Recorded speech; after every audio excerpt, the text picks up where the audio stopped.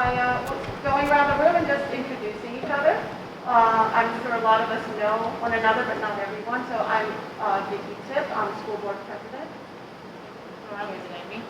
Hillary Brown, member of the school board. Hi, welcome. I'm Christine Ackerman. I'm the superintendent. I'm John Chow, the assistant superintendent for business.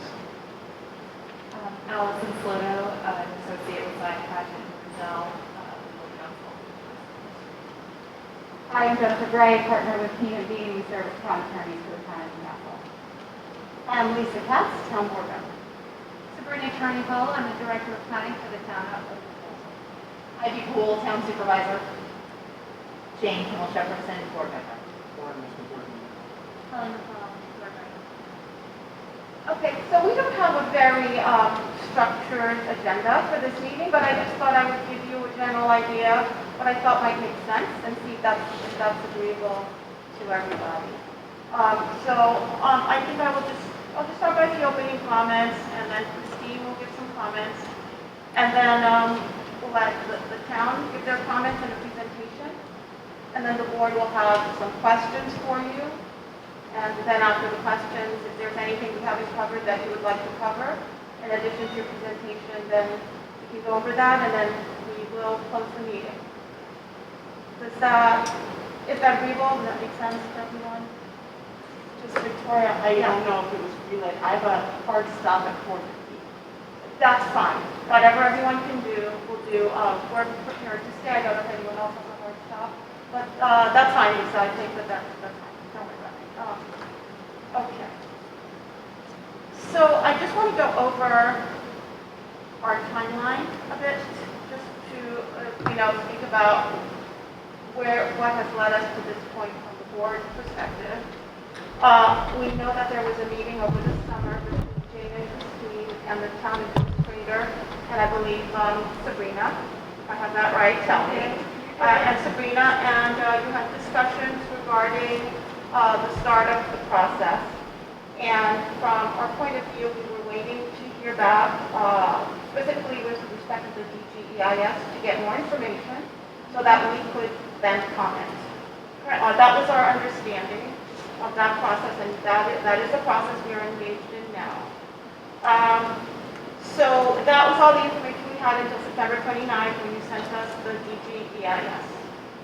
So up until today, we have not had a meeting between the school board and the town board regarding any kind of consultation. So I just want to establish, from our perspective, that's where we are in our process with the town board. Do you want us to correct that regardless in now or wait?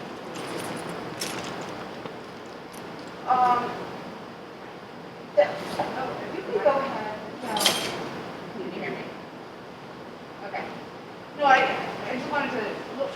Why don't you keep going? We'll go over This is from our perspective. This is what we know, and you may have a different perspective. So, as far as we know, we've been waiting for the DGEIS to come out in order to get information from you and give you our feedback. And certainly you may have a different perspective. Yeah, if it's fine, which is fair. But that is our It's not a perspective. different perspective.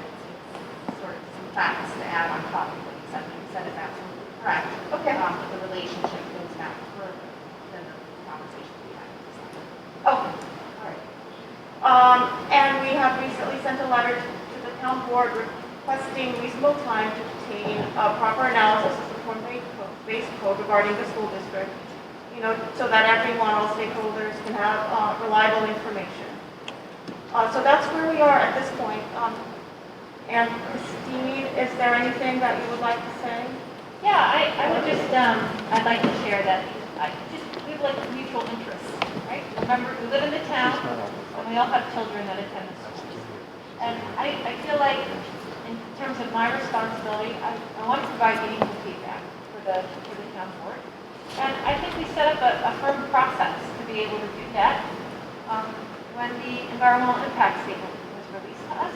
So I don't see us deviating from the process that we outlined earlier this summer. I think what I'm feeling is time pressure to make meaningful comments, and I'm not really sure where that's coming from. So I think today is the first step in having a conversation, so at least from my perspective, I can understand how much time that we have to be able to be in a position to give you the information we feel like you need to make a good decision for the community. So that's where I am today, that's my perspective coming into this meeting. And I appreciate everyone for joining us today in this setting to be able to do that in a way that makes sense, particularly in the midst of dealing with the pandemic and the unconventional nature of having to sit in this situation today. And I appreciate Allison coming and serving on our team just because we don't have a level of expertise in this particular area that the town does. And so thank you for making it today, and we look forward to working with the Chelsea group. Hopefully we all be soon. So thank you. Okay, so Ivy will give you and Sabrina and Lisa, you're turning the floor. I know you have a presentation and you want to make some additions to what I said, so please go ahead. Okay, great. So thank you all for accepting our invitation to come and meet with you with regard to the proposed form-based code for the Chappaqua Hamlet. Sabrina has prepared a really detailed presentation. I know that Lauren and some others have participated in some of our engagement sessions, so you know that she's both the expert and she's really fabulous at breaking things down for us. So I don't want to steal her thunder, but I do want to say, again, thank you for having us. And I want to say, we very much come today in the spirit of partnership and collaboration. And that's, what we're hoping to get to and to take away from today. I want to sort of reassure everybody because I think there's been a little bit of a false narrative that's begun with regard to time pressure, with regard to where we are in the process. So very much to your point, Vicki, we always anticipated that when the draft generic environmental impact statement came back to DGEIS, that we would start having these kinds of conversations where we would dig into the details of the plan and make sure that we got all of the sort of feedback and input that we needed from the school district and from the Board of Education to understand whether you all were in a favorable position with regard to your ability to absorb any potential increase in the number of school children. So from our perspective, we are exactly where we are meant to be in terms of our process and our timeline. And so, I'm really hopeful that today is, just sort of one more step in our process of working together on this. So, I don't know if Lisa wants to add anything before. Not really, other than that, your input is obviously very, very important to this project. Again, we're coming at this collaboratively. Sometimes I think things on social media can take on a life of their own, and they shouldn't. I think the appropriate parties for this discussion are in the room, and we obviously want to hear everything. We have our minds open. The town board has not made up its mind, especially because we need to hear input from all related parties. So thank you again for getting together with us today. Can I just, I have a clarifying question. So Ivy, you said that you wanted to see whether, in getting our feedback, whether we feel that we're able to absorb the number of children. Correct. In the DGEIS. So before we get to that point, though, we have to have the ability to know what is the correct number of children before we can have time on that. So the DGEIS has already established a number that we're not comfortable with. So I guess we are one step back from what you just mentioned. So I just want to clarify. And so we're not able to opine on that at this time until we have what we feel are reliable figures. So I just wanted to clarify. Correct. Yes. And that's a very natural sort of set of questions for you guys to be answering, to be sort of engaging with us on with regard to what's in the DGEIS. So again, from my perspective, from our perspective, we are where we should be. And these questions that you raised are excellent questions and ones that to a certain extent we can answer today when it comes to sort of process and some of the information that's contained within the form-based code. And some of them are things that we need to engage with our consultants who prepare the DGEIS for us to go back to them and ask those questions to them. Again, that's where we would expect to be at this point in the process. Okay, thank you. So Lisa, you said that you don't agree with it going on social media. The school board has taken a lot of heat from social media from one of the members of the town board. And, For one of the members of what? the town board. And, you know, on September 30th, we had a board meeting, Vicki and I just explained the concern, the next day we pulled out on Facebook. In the meantime, day after day, I get people telling me what's going on, and I guess we'd like it, you know, the rhetoric to be softened a little bit. I know you have no control over another town board member, but I'm glad to hear that you don't believe that social media should be where this is being taken. It seems like it is. I mean, I don't agree in sort of governing and by social media. I think that all the related parties need to get together and discuss whatever issues are, so this is the right forum for this meeting. But it seems like social media has been taken to the next level by one of the members of the town board. So I guess you don't agree with that. So I guess you'd have to be specific with us about specific instances, but I would like to keep the focus of this meeting.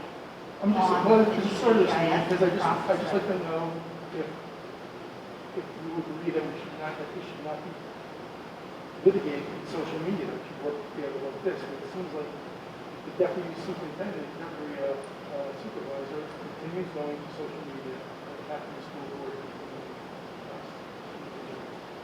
Well, that's not the meeting that I came prepared to have Okay, today. that's So okay. we'd like to have that conversation separately. Just whatever you can see, understand, because Lisa brought up the social media, so I just wanted to ask a question. That's okay. Well, no, I only brought it up because, and we're not going to talk about that, or, you know, but because I think that it's important for people to get together and discuss what the issues are, not to kind of hear it from third parties. That's because there can be misinformation, there can be facts that aren't all presented, so that's why we're happy you accept our invitation to talk today, so we can go over the presentation with you and get to those questions that you really need So do you agree us we should, answered. so you agree though we should effectively lower the social media rhetoric? I mean, our conversation should be between the town board and the school board. But I think we should let Sabrina get to the presentation, because I think that's going to give you the information. Okay. Yeah, and so I thank you for having me here Trying to today. shut you down. I heard you say always shut down. I'll just Shut stop. you down. Don't cut me.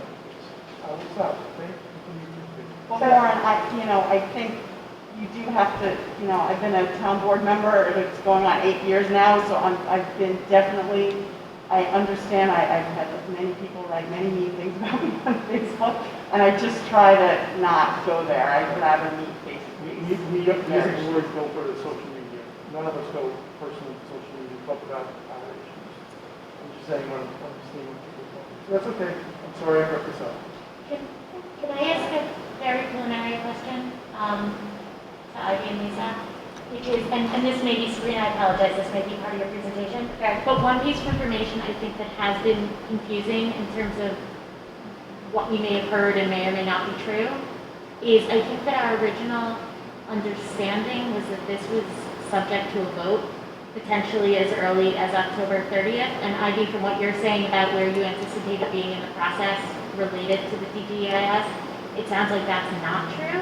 That is not. So can we just get clarification on when this I'm might? gonna give you. That'll be part of the presentation? Okay, thank you. It is. So my point of being here today is to educate the town board, very similar to the public education sessions that have been held, focusing on those areas of the draft generic environmental impact statement that are closest to your responsibility.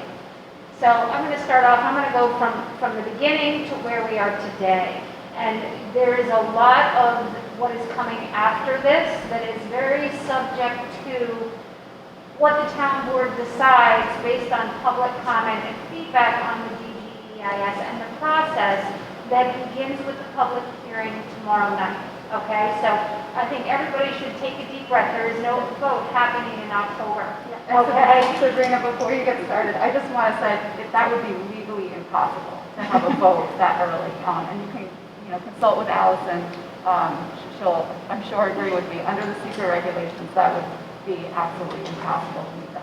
Right, and again, that gets back to there's a difference between information that is being let out in social media and other forums versus the facts that are surrounding the project. So today, you're going to hear about the facts surrounding the project as best as I can relay them to you.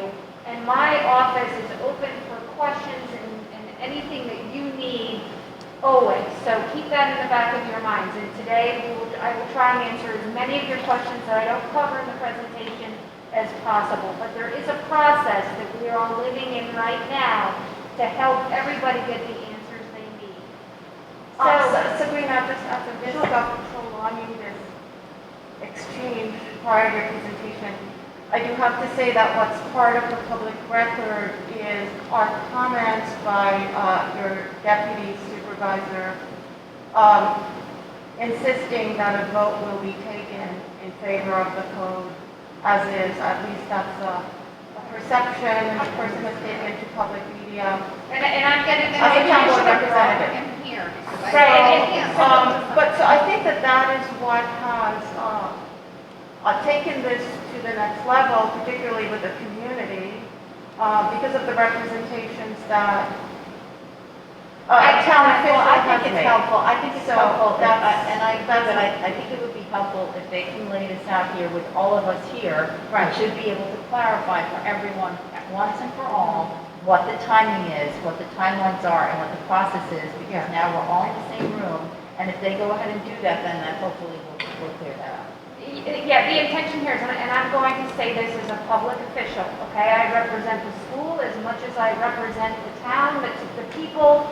I am your planner. All right, But you do not represent the I school represent district. the community as a whole. You represent Newcastle. I represent the community as a whole, as your director of planning, okay?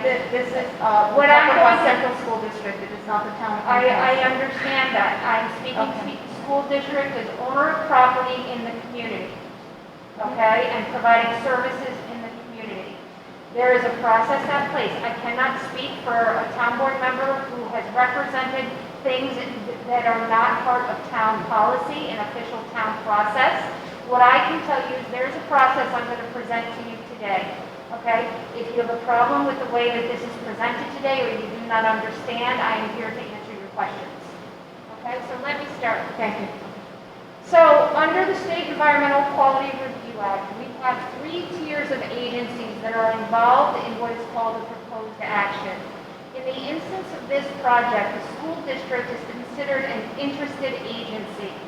The lead agency, or the only involved agency when considering the proposed change in zoning, which is the form-based code, is the town board. They are the only entity in town that has legislative making powers. So they are the lead agency and the only involved agency. There are no other entities that have to issue approval in order for the form-based code to be adopted. That is the sole responsibility of the town's elected representatives. Interested agencies are agencies that have an interest in the project or have special consideration in relation to the project, although they do not have any decision-making responsibility. As an interested agency, you have as much right to comment on the project as the public. So the school district is one of 16 interested agencies affiliated with this proposed action for the consideration of rewriting the zoning code for this area, the study area within the town. How did we get here? So we're all talking about changing the zoning within the Chappaqua Hamlet. This is a very long time frame of processes that the town has taken to work with the community at large to understand the way they want the future of Newcastle to be. In 2014, it goes back to a public engagement process that we undertook in relation to updating the comprehensive plan. In 2018, the town board issued a moratorium to restrict building permits and development in the Chappaqua Hamlet's commercial zoning districts of buildings of a certain size. So there's been no building permits issued. As part of that, the town board hired a consultant team, Tortogalis, Real Estate Solutions Group and an attorney, Joel Russell, to help us craft new zoning legislation that will help meet the goals of the comprehensive plan. Specifically, the goals of the comprehensive plan talked about creating different types of housing. We are a monoculture when it comes to housing. We have mainly single-family homes. The comprehensive plan talked about two historically missing and declining groups of population. Younger people between 20 and 34 and older people above 55. Those are two gaps of residents population-wise that have been slowly declining in the town.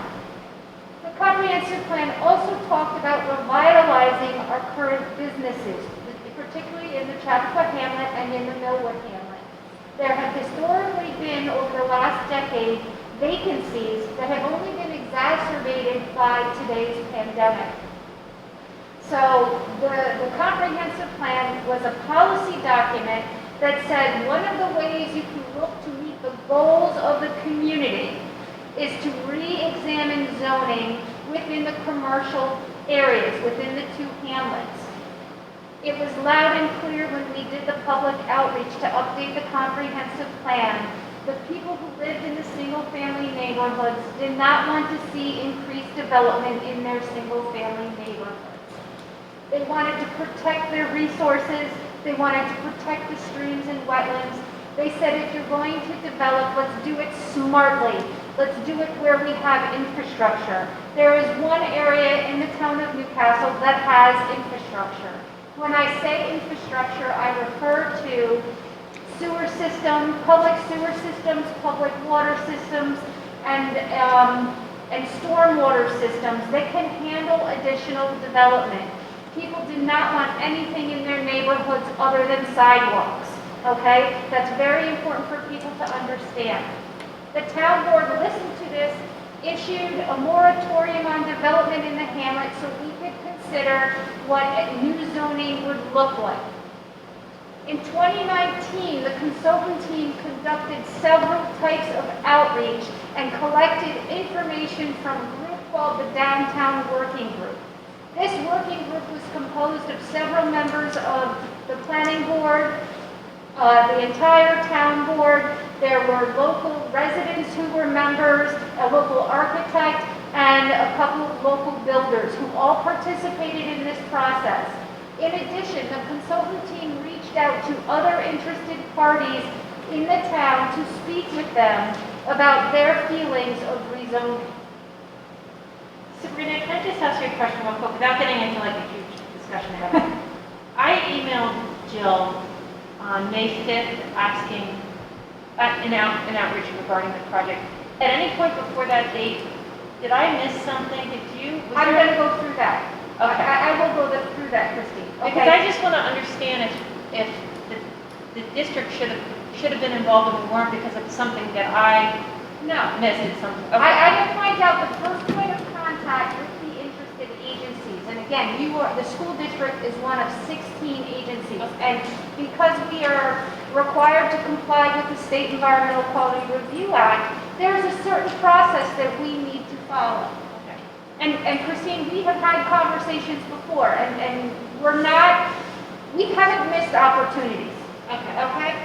So, going through this, 2019, we spent a lot of time developing what is now known as the draft form-based code. So in order, when we had the draft, it was put up on our website, we were required to take that draft and adhere to the requirements of the State Environmental Quality Review Act. In early 2020, the town board issued what is called a positive declaration. That begins the SEQRA process. As an interested agency, you receive notice of that positive declaration and the intent for the town board to undertake a public scoping process. So that was the first point of contact. That was when? That was in January of 2020. Okay. Yes. And I'm sorry, who did that go to? Did that come to me? Did that go to the school board? It went to the administrator of the Chappaqua Central School District. So again, this is where we are. These are all of the actions that have occurred to date. In January, there was a positive declaration and there was a public scoping meeting. What was unusual about this scoping process is that it lasted until April. Okay, the town board kept the scoping process open from January to April. Part of that was due to the pandemic. Okay, typically a scoping process occurs in 2 meetings, but there was a lot of interest by many people to make sure that the scope, which is the outline of the DGEIS, contained everything, including the bathtub and the kitchen sink. Okay? So, it wasn't until September that the town received this document. This document was accompanied by a second-level document that contained all of the background data. Okay? Thanks, Jen. That is the first time that we received any information on the impacts associated with the form-based code. And Sabrina, was that, you said in September? That was in September. We then circulated it to all of you. Yes. So I just want to clarify, before September, when you have in this slide from January 14, 2020, Yes. through September when you received what you just showed us, that was the opportunity to outline the areas to be covered by the DGEIS, Correct. not the substance Correct. of what was, not the substance of what was going to be in it. Correct. But so I just want to understand the process. The substance, it was between January and April was when the outline of the substance, this outline that's in this document, Right. that's when it was approved to say, yes, the scope is complete, begin to prepare the DGEIS. Okay, and so the preparation was left in the hands of The consultant. the consultant that you have there. Okay. Correct. I have one additional question, and I understand this, and you may not have the answer to this, but in terms of like whatever your requirements or regulations are, in terms of notifying interested agencies, that there's 16 of them. I don't know what that form of notice is, and just like I understand we are here as the Chappaqua Central School District, but I don't know if the requirement is to notify the administration or to also separately notify the school board. It's the administration. It's the administration. It is up to the administration whether or not they want to forward the documents to the school board. And what are the notice provisions? Like you said, like is a formal letter sent? It is a letter, and if there's documentation attached, it is, referred to it as a website that you can go to get the information. We were, when it was circulated most likely by email or hard copy. You know, these are things that I can check for you. Yeah, I'm curious just what the. Yeah, requirement typically is it's a so notice, that we it's a make form. sure that we It don't would miss have anything. been a cover letter, it would have been a draft of what the outline would be, Okay. and then it would have been early draft of the form-based code. And who would it have come from? My office or the town clerk's office.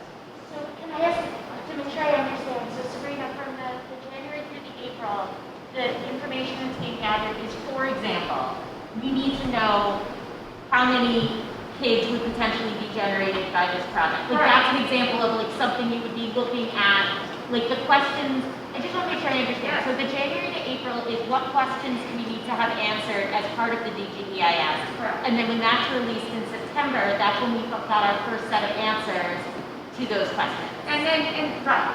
Okay. And I'm going to go through a little bit more of that process, okay? But being that this is a town project and process, so it would be within the town purview to then seek out that information. Correct. Okay. Correct. May I just ask one more question? Which too? the town did. Which would have, Which the town did by town did seeking out information from the Rutgers study. no, No. separate it out from the school. All right, so if I may, if you have another question regarding this. I do. Just I just recall, and you can tell me if I'm incorrect about this, that when we met we ended up having a meeting in June. Correct. That I had a notation that there was going to be a draft of the GIS that you were going to get before the final document in September. Correct, that's this. But This isn't the final like that there was, I had notes that there was. Can you get the microphone? I had notes that there was possibly a draft later on in the summer. We were hoping. And so you're saying, I just want to make sure, so from the time that we spoke, you did not get anything from them? The first until time then? you got the document, we got it 2 days before you got it. Okay. Okay? That's very important to understand. The town board accepted it as complete. As soon as they took that action, they circulated it to all interested agencies. It is a draft document. Okay? It is the responsibility of the town and the community, the interested agencies, to review this document and ask yourselves, is all the information in here that you want to be in here so that the town board can make an informed decision? Okay? Now, as part of that process, our consultant team reached out to the school district. Okay, I had had conversations with John Chow. John provided me with information for our consultant team, and our consultant team proceeded to ask questions of the school district, which they have not gotten a response to yet. There is a footnote in here that they are waiting for information. I'm sorry? What are they waiting for? I can't hear you. What are they waiting for? I do not have all those details of what the exact questions they asked, but I know that some of it involves enrollment. Okay, I do not want to misspeak. However, with that said, I want to pause. I don't want to get hung up on that, okay? Because we are perfectly in the right place to work together to get the information needed for what's called the final environmental impact statement. Let me just back up a little bit here because I think it's important for all of us to have the same information. So this is the study area, okay? It is the area within the Chappaqua Hamlet that is zoned for commercial zoning. Our business retail parking district zoning, as well as our planned industrial zoning. It is not zoning replacing residential zoning at all. It's only within our commercial zoning districts in the Chappaqua Hamlet. Sabrina, the form-based code, I think it's a form-based code, says that you can also add areas to this by amendment. Correct. Can you explain what So there areas? are they can areas, add? so I will explain those when I get to a certain point in this presentation where everyone else can see it fit in. How about that? I'm sorry, I can't see that far. You can glasses on. Thank you. Can you show us where the school is on that? Middle school?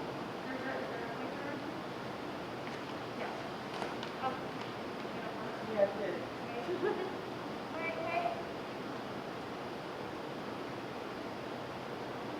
Okay, so on here, so this is the southern parking lot of the town hall of the train station. This is town hall. This is recreation field.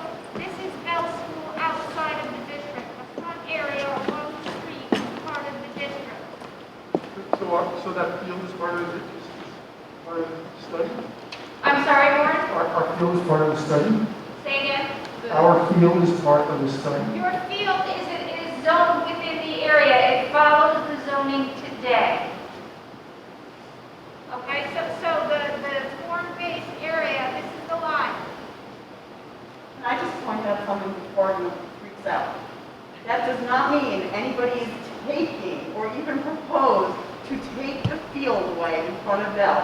Oh, we know Only that. We I can't just- do it. Just wondering why. No, I know, I just want to make Just it wondering clear why. that Yeah, all it yeah, means is yeah, that yeah, it's currently because the falling town within the zone. is looking to replace zoning districts that currently exist in the Chappaqua Hamlet.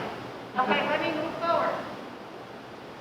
So why the Chappaqua Hamlet? It's a priority initiative is to revitalize the Chappaqua Hamlet. There are several great things about the hamlet. When it comes to looking at revitalization, we have a commuter train station within walking distance to several areas in the hamlet. And again, as I indicated earlier, in developing the comprehensive plan, because of the infrastructure that exists within the Chappaqua Hamlet, it makes it a prime area to consider revitalization.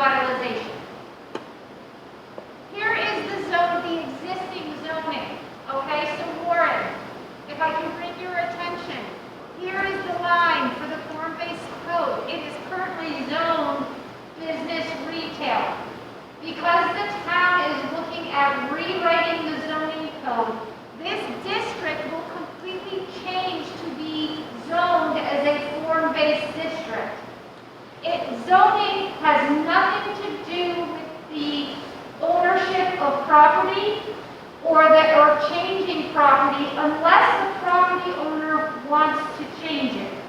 Okay, that's very important for you to understand. So all of these zoning districts are going to be changed. Why? And that might be, why we're getting a lot of those from the community. I'm sorry, I'm having a hard time, I'm having a hard time hearing.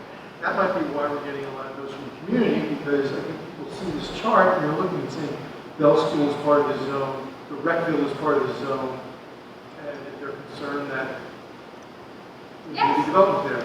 I I think mean, it's- we own Bell School, Yeah. the district, you guys own the field, the rec field. You can do Nothing's whatever you want. happening in rec field. You can do whatever you want with the rec field, we can't sell. Nothing's happening to town property. Yeah, well, you can sell town property, we can't sell the school property without a referendum, so. You can't listen, changing publicly or public or semi-publicly owned property is very difficult. It really is.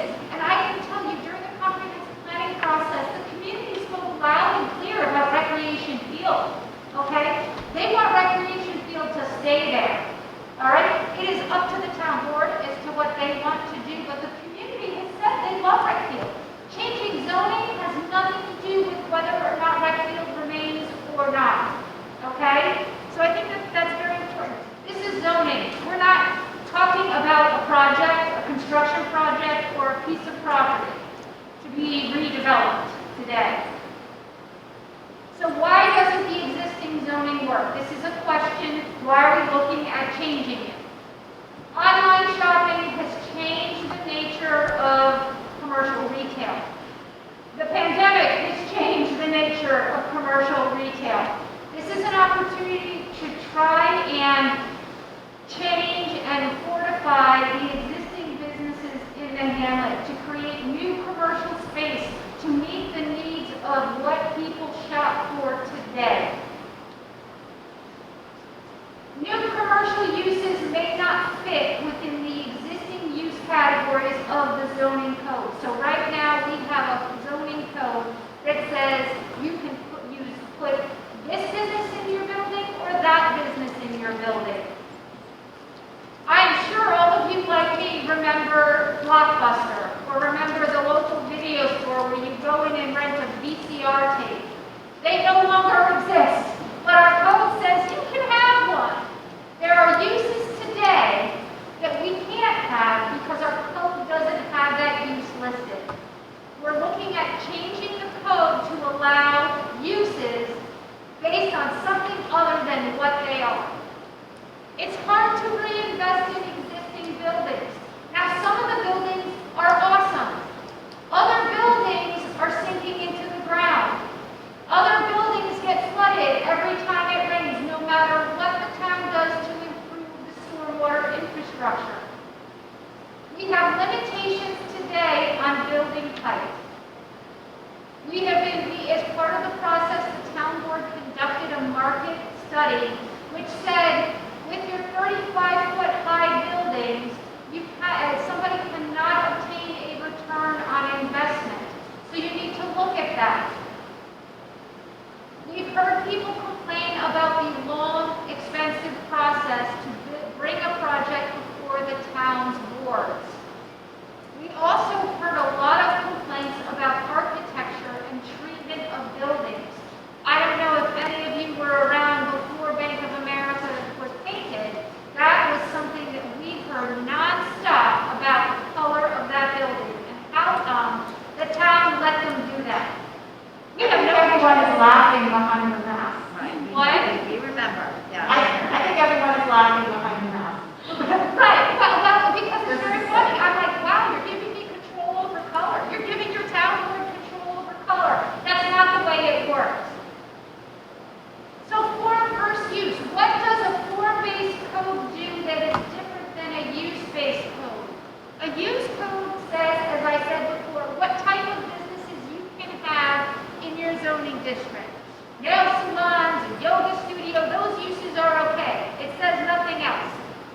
A form-based code does three things. It contains the uses, but it also talks about the relationship of each of the buildings to the buildings next door and to the street. Form really focuses on the public realm. When you're walking down the street, what does that look like? It also right now, but it includes maps which dictate the placement of the buildings on the lots, the details as to how tall the buildings can be, and where a project must contain an architectural element so that people have something interesting to look at. So the code, the form-based code, addresses the relationship between building facades and the public realm. It looks at the form and the mass of the buildings. The last thing that the community wants are big blocks as are depicted in the models that you've seen in the DGEIS. That's not what the buildings will look like. Regulation, there will be written words. So today there are written words and tables. The form-based code will also include written words and tables. Key principles of this form-based code. There's an open space network that has been thought about in creating the vision for the Chappaqua Hamlet. It talks about expanding the park outside of the train station. It talks about pedestrian pathways and walkability. It looks at building heights. It looks at parking parameters. It looks at the streetscape character. All of these elements are in this draft proposed code. It's Appendix A of the DGEIS. Let's talk about, so the transect. So this map, I see you had a printout or something similar. If you look at this map, this is the transect map. There are numbers like F5, F5 minus, F4, F4 minus. Vicky, this is the area where you've seen other empty categories. This is the layout like the BR district, the BRP district. This is generalizing what the area should contain. The purple, the green area, we all can guess is open space. So if you look, there's green space connecting different spaces. It resembles green space that is there today and includes the addition of new spaces in the future if development was to be considered. F5 really targets the main area of the hamlet as what we call the urban center. We are not talking about urban like a White Plains or New York City. We're talking about urban resembling what we have today. We talk about an area where retail is required. The urban center, no retail, where no retail is required. We look at the general hamlet urban, which is the pinker areas when we start getting out into where single-family homes are. And so there's reserved categories for the future. If the town wanted to do additional things in the future, whenever that may be, there's already a place for them to add new language. Can I ask you a question about this? Sure. Just to Warren's question about the Bell Field, Right. would it be possible to shade that green if the school district so chose? Absolutely. Absolutely. But it is not green in regard, but let's talk about there's different levels of open space. The school district property, while it is green, it is used for school facility. Right? It's not public open space. The green on this plan resembles public open space. So, as I said before, we have an area on the transect map that says no retail required. The flip side of that, and because we're looking to revitalize our existing commercial areas, is we have a designated first floor commercial use area. That is what is depicted by the yellow lines. In the existing commercial area, and if ever the town was to develop town land, there is a requirement that the first floor of those buildings be reserved for commercial use. Okay? That is to sustain the existing businesses that are there today and to bring in more space for commercial uses to meet the needs of the community today and tomorrow. So when we talk about height, and this is a lot of discussion that you have here out in the community right now. The code talks about 5-story buildings. It talks about 4-story buildings. Height was considered based on a couple of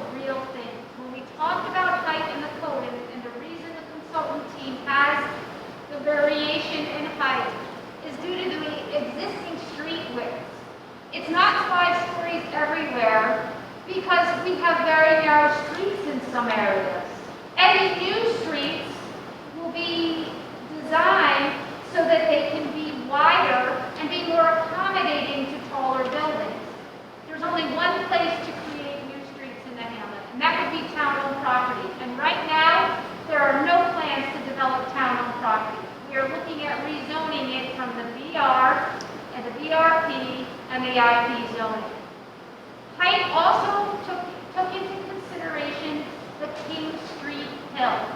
All right, it is a hill. You have to understand the relationship between the building and the street. Height was also factored into the Quaker Street Bridge. As you come down into the hamlet on that bridge, the relationship of the bridge in relation to the Conifer building and the commercial core. So all of that was factored into the recommendations from the consultant team regarding height.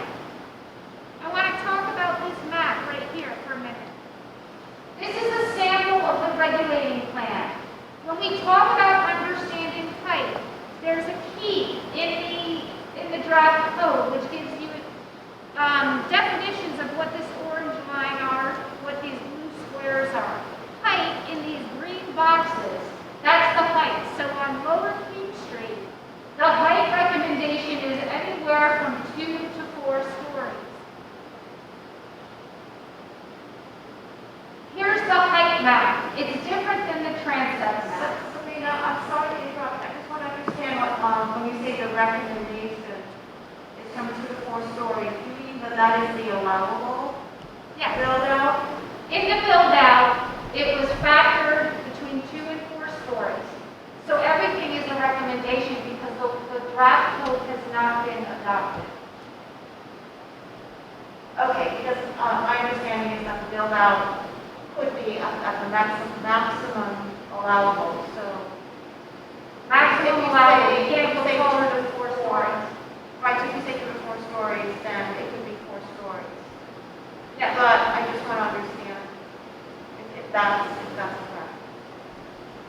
The code right now, let me talk about this map and see if I answer your question. So, the 2 to 5 stories is shown in this in this brown area, right? That can be found inside of the Southern Commuter parking lot, not towards Washington Avenue, but inside the lot. You can go up to 5 stories. On town property, around the expanded green. An area coming off the bridge to the south and an area to the north. 4 stories is in the lavender. That's in the majority of the commercial core and up by Walgreens. 2 to 3 stories is found up the King Street Hill. 1 to 4 stories is found along Washington Avenue. So it's not 5 stories everywhere. I'm sorry, just to go back to that. Oh, this is the map. Okay, you're going. Okay, I'm going there. So, Before you leave the other slide, I have a quick question. When it has a range to the 2 to 4, does that mean that the minimum is 2, the maximum is 4. okay, and So that if is, you wanted to do a 3, you could. okay. Okay? So here, I just want to, this is a very important map so that people can understand this is not a 5-story everywhere plan. It's not 5 stories up and down South Greeley, North Greeley. The only areas of 5 stories under private ownership are here, here, and here. The reason those areas are 5 stories is because they're coming down off of the Quaker Street Bridge. The other remaining areas of 5 stories are under town control. It's on town property. Like school property, there is a process to undo the use that is currently there. There are no plans to do that, but if ever it was done, right now the code says the town could go up to 5 stories. What's that process? Say that again? What is that process? What is that process? Ivy, do you want to speak to that process? Or Jen, do you want to speak to that Sure, process? yeah, I'd be happy to. So in order for state statute, and please let me know if you can't hear me. Under state Yeah, statute. a little louder would be great, thank you so much. The fan is just. Yeah, I know, it is very loud, fan. So under state statute, in order for the town board to sell or lease its property, its vote is subject to a permissive referendum. So what that means is that residents could petition the town board to put that matter to a public vote. There's also a state statute that says that because it's subject to a permissive referendum, the town board could also decide on its own motion to put it out to a public vote after it's made its decision. So there is a public element of the process that is built into state statute. Can you just describe the permissive, process? I can tell you, I don't have the details, I don't have the statute with me here today, but the process is that property owners within the town, they have to gather signatures on a petition.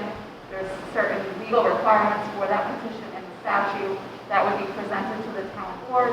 If the petition is legally sufficient, it would go to a vote. So you're shifting the responsibility to the community to come back to the town so they don't want it.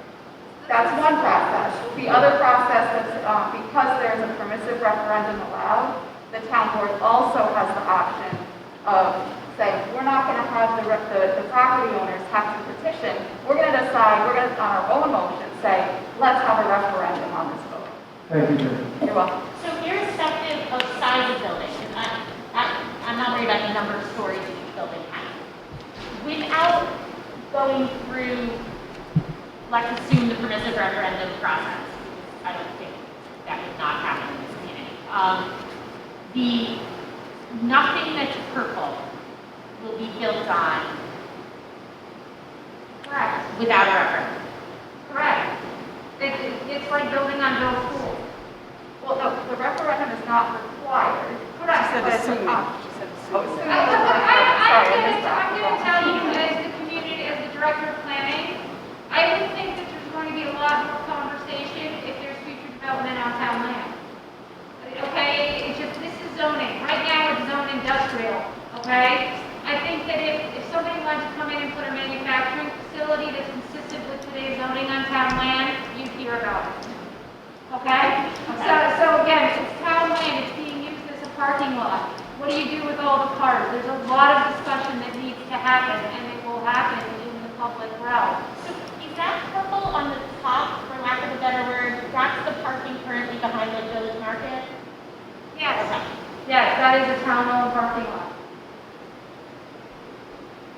All right, so we have to define the form-based code as what is known as a proposed action. This is the what, where, and why of the proposed action. So SEQRA says you need to take your legislation and make it fit within the State Environmental Quality Review Act. It is called the proposed action. It is an amendment to the town zoning code. It is not a construction project. It is 72 acres within the study area. That's the definition of the boundaries. Why? Flexibility for future development with the intent to revitalize the hamlet and create a sustainable and successful mix of commercial and residential uses, taking into account current and future real estate market and trends. Okay?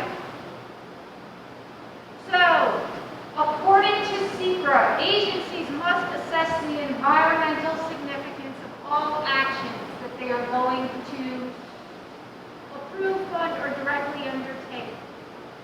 The task at hand is for the lead agency to balance the environmental impacts with social and economic factors when deciding to undertake the proposed action, okay? So when we talk about environment here, it's not just the birds, the bees, and the water bodies. It's the environment as a whole, meaning impacts on population, on school children, everything, architecture, everything. Here we are going through the SEQRA process, and it's hard to read all of this, but all the check marks just say we've been checking off the boxes as required under the State Environmental Quality Review Act. How do you study legislation, okay? How do you study it? How do you study when you make a law, how it's going to impact the environment? Well, the only way to do that is to turn the legislation into what is known as a build-out. The build-out looks at the maximum amount of development that could occur under the zoning and how that development affects the environment, okay? That's why we look at the numbers, the maximum. How much pavement can we expect to be added? How many trees are to be removed? This is all an estimation built on a model called a proposed build-out. Well, we have zoning today. How do we know the difference between what's zoned for today and the impacts associated with today's zoning and what it will be tomorrow? We had to take the existing zoning and build that out too, so we could do an apples-to-apples comparison. We had to make certain assumptions. Many of the assumptions for the existing zoning and the proposed zoning are the same. Under existing zoning, we had to fall within the parameters as currently set by the town code. We also had to do something that would make development possible under both scenarios. The zoning that is in place in the hamlet today has been there since the 60s. It hasn't changed. We do not want to end up in a situation where we can't develop, where nothing happens except for decline. We had to do a combination of parcels or a parcel consolidation. The parcel consolidation is completely theoretical. Some parcels in the hamlet today are too small to do anything with. They will be too small to do anything with tomorrow. It is only if you were to combine parcels could you create a future under the proposed form-based code. It is only under today, if you combine those parcels, that you can have a future under today's code. This map is for theoretical analysis purposes only to try and understand the maximum impact. So just one quick question with that. So you're trying to look at the changes you could make to the existing code for the change in usage. That's basically what, because you'd be still within the confines that you put in the code. So you have to change the usage, and that's what you're comparing, correct? Comparing the existing code, the use code, It's the use code, with right? the form-based code, Right. okay? The only thing you can change is the usage because that's you bound by the constraints. Correct, unless you wanted to redo your building up to 35 feet in height. Okay. Gotcha. Thank you. So the draft generic impact study, these are 15 areas of that study, okay? They run from land use to socioeconomics to alternatives. So these are the titles of all of the areas of study. For each of these areas, the DGEIS discusses the existing condition, what it's like today, talks about the anticipated impact under the build-out conditions, existing and the proposed maximum, and it discusses mitigations for any identified impact. So this is what the DGEIS sections contain for each of these areas of study, okay? Sabrina, can I ask you a process question? So eventually, does this become the final generic environmental impact statement? And Correct. when do you anticipate having that occur? Say that again? When would you anticipate having the final generic environmental impact statement ready? We'll get to that. Okay. Yes. We want to just conclude with the, I'm gonna conclude with it. okay, I want to make sure we get into that. We will, we're almost Some there. detail. Okay. Yeah. All right, so.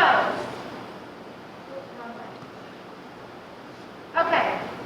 The section that deals with school children, the estimates that you have seen that have been batted around come from the section on community facilities and services.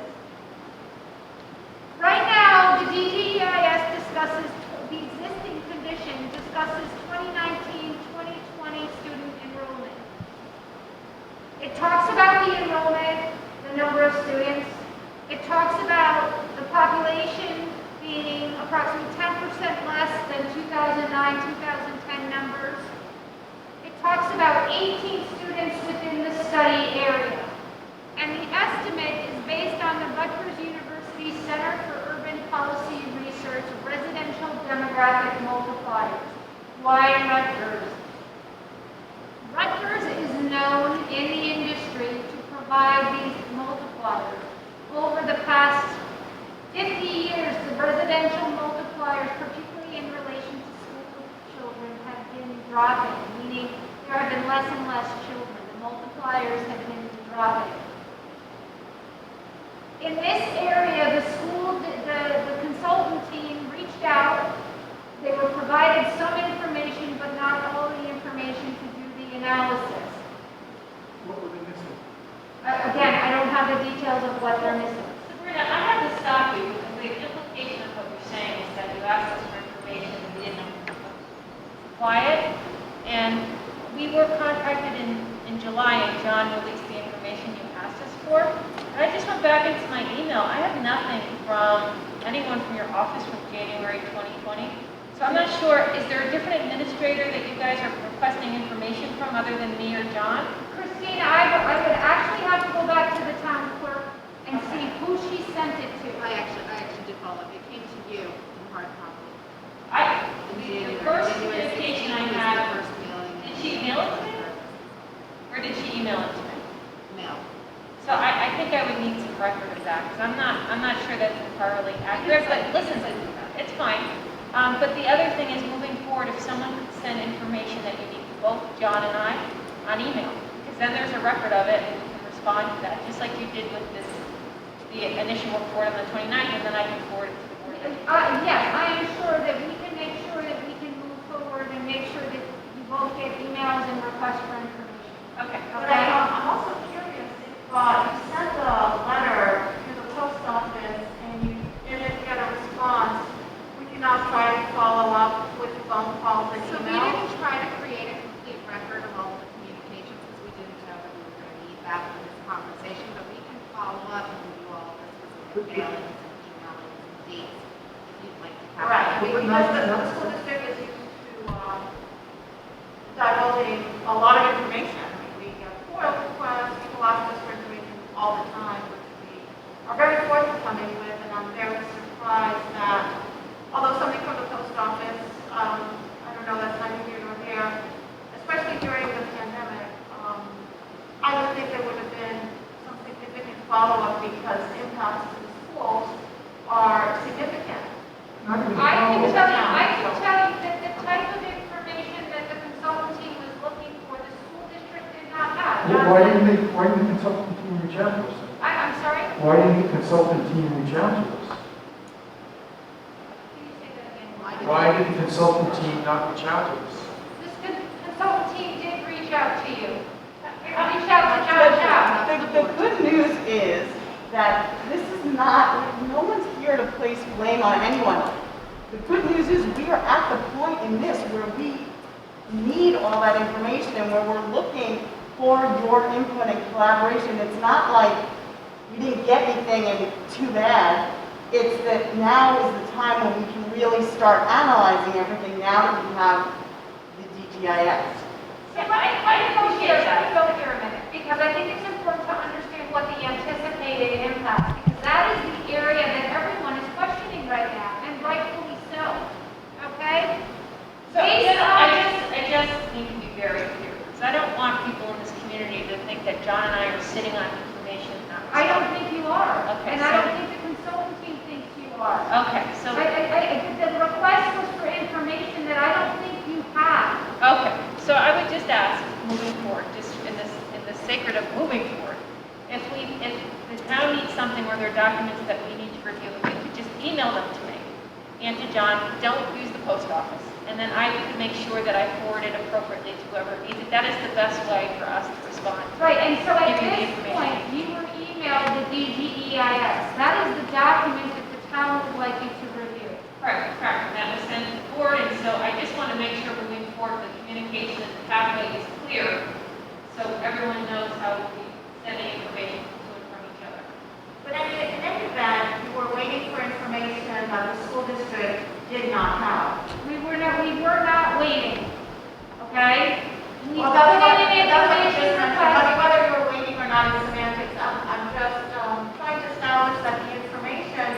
that your consultant sought from the school district is information that we did not have. I don't know that for certain. Oh, that's what you As said. As I said before, I don't have the exact request that the consultant team made.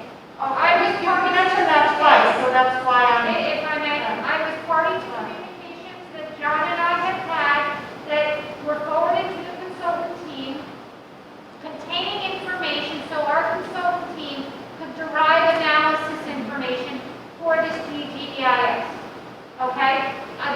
There is additional information that they needed to hone in on the information that was provided, but I don't think they had the resources from the school district to do that analysis, which is, why we have the information the way we have it in the DGEIS. It is hopeful that as part of the public hearing and this review process, we can ascertain additional information to refine the information in the DGEIS. I have a question about something on this slide in relation to how you've laid out the form-based code so far, and I want to make sure I didn't miss something. So, obviously, one of the questions we have is the accuracy of the number of 114 students. But taking that aside, whatever that number is, whether it's 114, 714, whatever that number is, I'm curious how you made that projection when, I know it's not you, it's the consultants, but how they make the projection when my understanding is that the form-based code changes the zoning to residential or permitted residential, but doesn't say, am I wrong in my understanding that it doesn't dictate the number of bedrooms that an apartment can have within a building? We cannot do that in code, and I would defer to council to kind of give you the right answer. No, But let me tell, I understand what you're asking. The market study, which is Appendix H, I think, of the DGEIS, talks about the type of housing that this code was built around. It was built around rental housing, apartments consisting of studio 1 and 2 bedrooms. It was not intended, this zoning, to replace single-family homes of 3 and 4 bedrooms. Okay? I think that that's very important. So the analysis for impacts was done based on the recommended product that is seen in hamlets that are converting to form-based coding. So when a developer comes in and says, I'd like to buy parcel X, whatever it is, and I can build up to 5 stories because that's what it's zoned for, and I would like to put in an apartment, but I'd like to put in 2 and 3 bedroom apartments. That's going to be occupied very, very differently from if it's 1 bedroom apartments and studio apartments. And I guess that's where I'm confused here is, and I'm sure you've all thought this through, but I'm confused as to if there's no ability at that point to say, wait, hold up, that's not what we anticipated. Is there any reason to think that that wouldn't, people want to be here for the schools. That's Right, and so what I would say to you, as an interested agency, you need to formulate your concerns about that and the analysis that was done, so our consultant team can rerun the multipliers on more 3 and 4 bedroom units. Okay, it is a perfect question for you as an interested agency to bring back to the town to be studied in the FEIS. And I guess so then my follow-up question is, let's say for argument's sake, it comes back and the consultants come back and say, okay, you know what, based on that, your number looks different. Whatever different looks like. Okay. Is there a way to then go forward with the form-based code, potentially with like a cap on residential or a cap, because you're not dictating that it be a certain thing. You're saying it can be any of these numbers of things. If we as the school district come back to you through this conversation and say, based on this new multiplier or new use of the multiplier, the numbers look very different, that's alarming to us. Okay. And if you say, sorry, so we run the multiplier. And so what I hope is that this is an iterative process between the school district and our consultant. If they run the numbers, and right now we're generating 114 school-age children. Let's say we're now generating, 500 school children. And you say, at 500 school children, we start X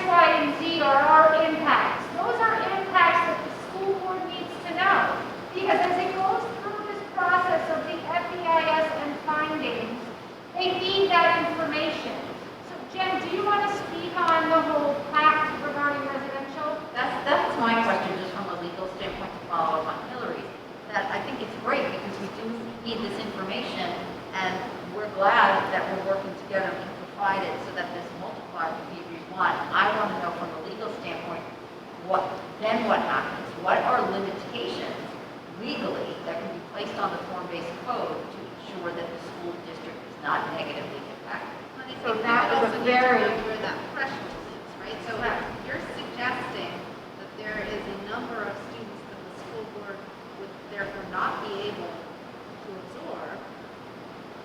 Well, I think it's also very hard because we don't know what the conifer occupancy is gonna look like, right? We don't know yet, and it's not occupied. And there's the whole Chapel Crossing development where, I don't remember the number offhand, but it's roughly like 100 townhomes being put up.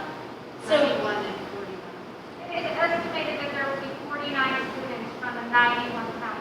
but that's just an estimate. Yes, it is. It's Right, the you have no best idea. science we have. Right, no, but I'm saying, I think that what's hard sitting here and saying, is there a threshold? No, I don't know that there's like a magic number, but there's also the fact that we're already, enrollment could look very, very different.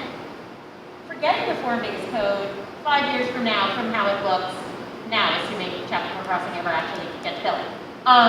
But then, I guess that's where our concern lies. Is that's our only area of concern, is how is this going to impact the So students? and I think we also, we're mindful of the backdrop of, December of 2019, Christine, you and Vicki and Lauren, you attended a meeting where we were discussing modifications to the site plan for the Chapel Crossing Town Hall, at which we were going to be adding to the number of bedrooms that would be allowed in the town hall. And at that time, the representation was made that the school district could absorb any number of students that would be coming to the town hall. Well, I think we're asking, this is the wrong question. To ask us how many students we can absorb. The question is for the community, really. You see school districts in the city absorbing so many students. So obviously, a school district is obligated to absorb any number of students within its borders. That is the law. We are here to educate all students that are in our district. The question is, what will that do to our tax base and to our enrollment? That's all, and that is a factual question. So the school district is obligated to absorb any number of students that comes within our borders because it's a public school district. And so the question for the community is that's not the question. The question is, what quality of education will then be provided, will we then be able to provide the children of this community? And that is what's being affected here. What is the amount of taxation that the community is prepared to bear, and what is the quality of programming that we will be able to offer our community based on the number of students that this community has.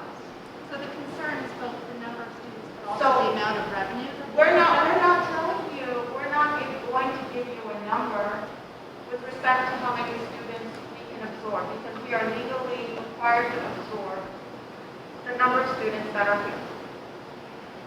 What we're trying to find out is what the accurate enrollment projections would be and what that would do to taxes so that the community can give you appropriate input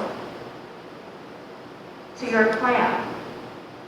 Okay, so we're just trying to get accurate numbers. And I just have to say to the point that I understand that you sent a letter by post office to get information, but this was done in the middle of the pandemic. The school district had been operating remotely. The school district had been operating remotely from March all the way through September. In the middle of a pandemic, I mean, During that did you consider slowing down the process because we're in the middle of a global pandemic? Let's just clarify. Before you go, I'm so sorry. I have a medical appointment that was scheduled for months that I cannot change. So I'm already 10 minutes, 15 minutes after I was supposed to leave. So I'm sorry for leaving.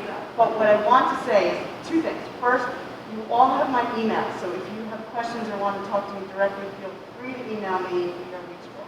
Okay, 3 things, sorry. Number 2, we're not rushing this. If you have comments, we will wait and get your comments. We want your comments. We're not going to say, sorry, too bad, the timer ran out. We want to hear your comments. And these are great questions and what should be answered because we don't necessarily have, we asked our consultants to study something. We are now going back saying, great, this is what you came out with. We have more questions. Right. And we are not necessarily capable of asking the questions that you are capable of asking. So that's why this is really important to get your inputs and for you to say, we need this information, we need to understand this. That's great, and we'll be asking our consultants to then respond to those questions you have. The third thing, and I'm going, is I really do want to make sure that we keep this collaborative because we may be different boards, but we're one town, and I think we all want the best for our community because it's an amazing community. So I don't want anything to be contentious. I just want to make sure that we all work together, we get your questions answered, we get, information, we get you information you need, you get us what we need, and we can just all work together with the community and with each other to get the answers that we need so that this form-based code ends up being what we all want it to be. Thank you. Okay? I really appreciate that. We agree with that. Great. Thank you. I'm Lisa. so We sorry. agree. Okay, so I just have a couple things. So what makes, I'm going to say what makes me nervous, right? So let's put aside the mailed document, the emails, John sending, whatever. What makes me nervous compared to what we were dealing with Conifer in the basement is 1,000 units, over 1,000 units in the build-out, and what that could mean and who could move in there and how many kids would be coming in. And so that, and my impression, and it could be right or wrong or whatever, that once a zoning process is completed, that there's not a lot of control in what those units looks like. And so then, here, sitting from this seat today, I can give you input that says, I would be concerned if X number of students came into the district, but I would be basing off of hypotheticals. And the lack of control over once the process is done has me very concerned. And that's where I'm sitting here supporting a consultant coming in to do a much deeper understanding of what this would look like on and how this would impact us because of the number of residential units that are in the plan. So just to that point about bringing in a consultant to do that analysis, I just want to suggest to you all that we have consultants who are meant to be doing that analysis. And so, to the extent that you feel that you need to hire somebody externally, that's your board's decision. But honestly, that is also what our consultants are meant to do for you. So, I don't know if it's a decision you're comfortable reversing, but you're certainly welcome to use our consultants. And if you give them the same inputs that you would be giving to your consultants, But why do our your consultants consultants in and the not? town have already paid to do this work and just do the work and look to you all to get it right. So, I don't know that it's necessary to hire a second consulting group. But I just don't understand then why, and I don't mean to be difficult at all, I'm just trying to get clarity. Why did your consultant then not do the work that would have been the work product of the DGEIS, which not only currently contains the Rutgers multipliers, which, and by the way, the Rutgers study actually recommends that their multipliers not be used for communities like this one. And we can get into that. But so you have consultants do the work. I wonder why they did not do it. Vicki, if I may, now is the time for, our consultant was informed that the data that they were looking for wasn't readily available. I don't know what that is. I mean, we can't have a conversation if you don't Listen, have what I am saying is there's a footnote in here that says the school district was asked for data and they haven't. But that's not been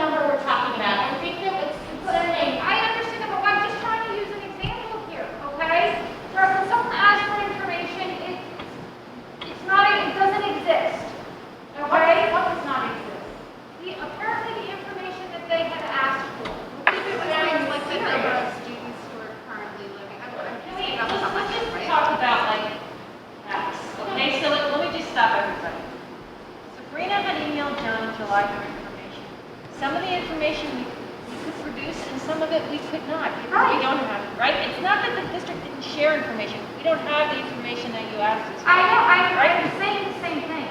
Yeah, I know, but I I think think it's very listen, different. But the number though of this 114 students, I think that the issue is that a lot of this application of the algorithm or the Rutgers computation, what is it, a multiplier, was done assuming more smaller apartments. Correct. And I think that may or may not be true Correct. because we can't, once As the you form is. said, and Right. as I said, if you issue that as a comment, Right, I guess what was concerning to us is that knowing, going into the analysis, that may or may not be true, why wasn't, because the code itself and the vision for the code is not to put 3 and 4 bedroom apartment or townhouses down into downtown. But they could, right?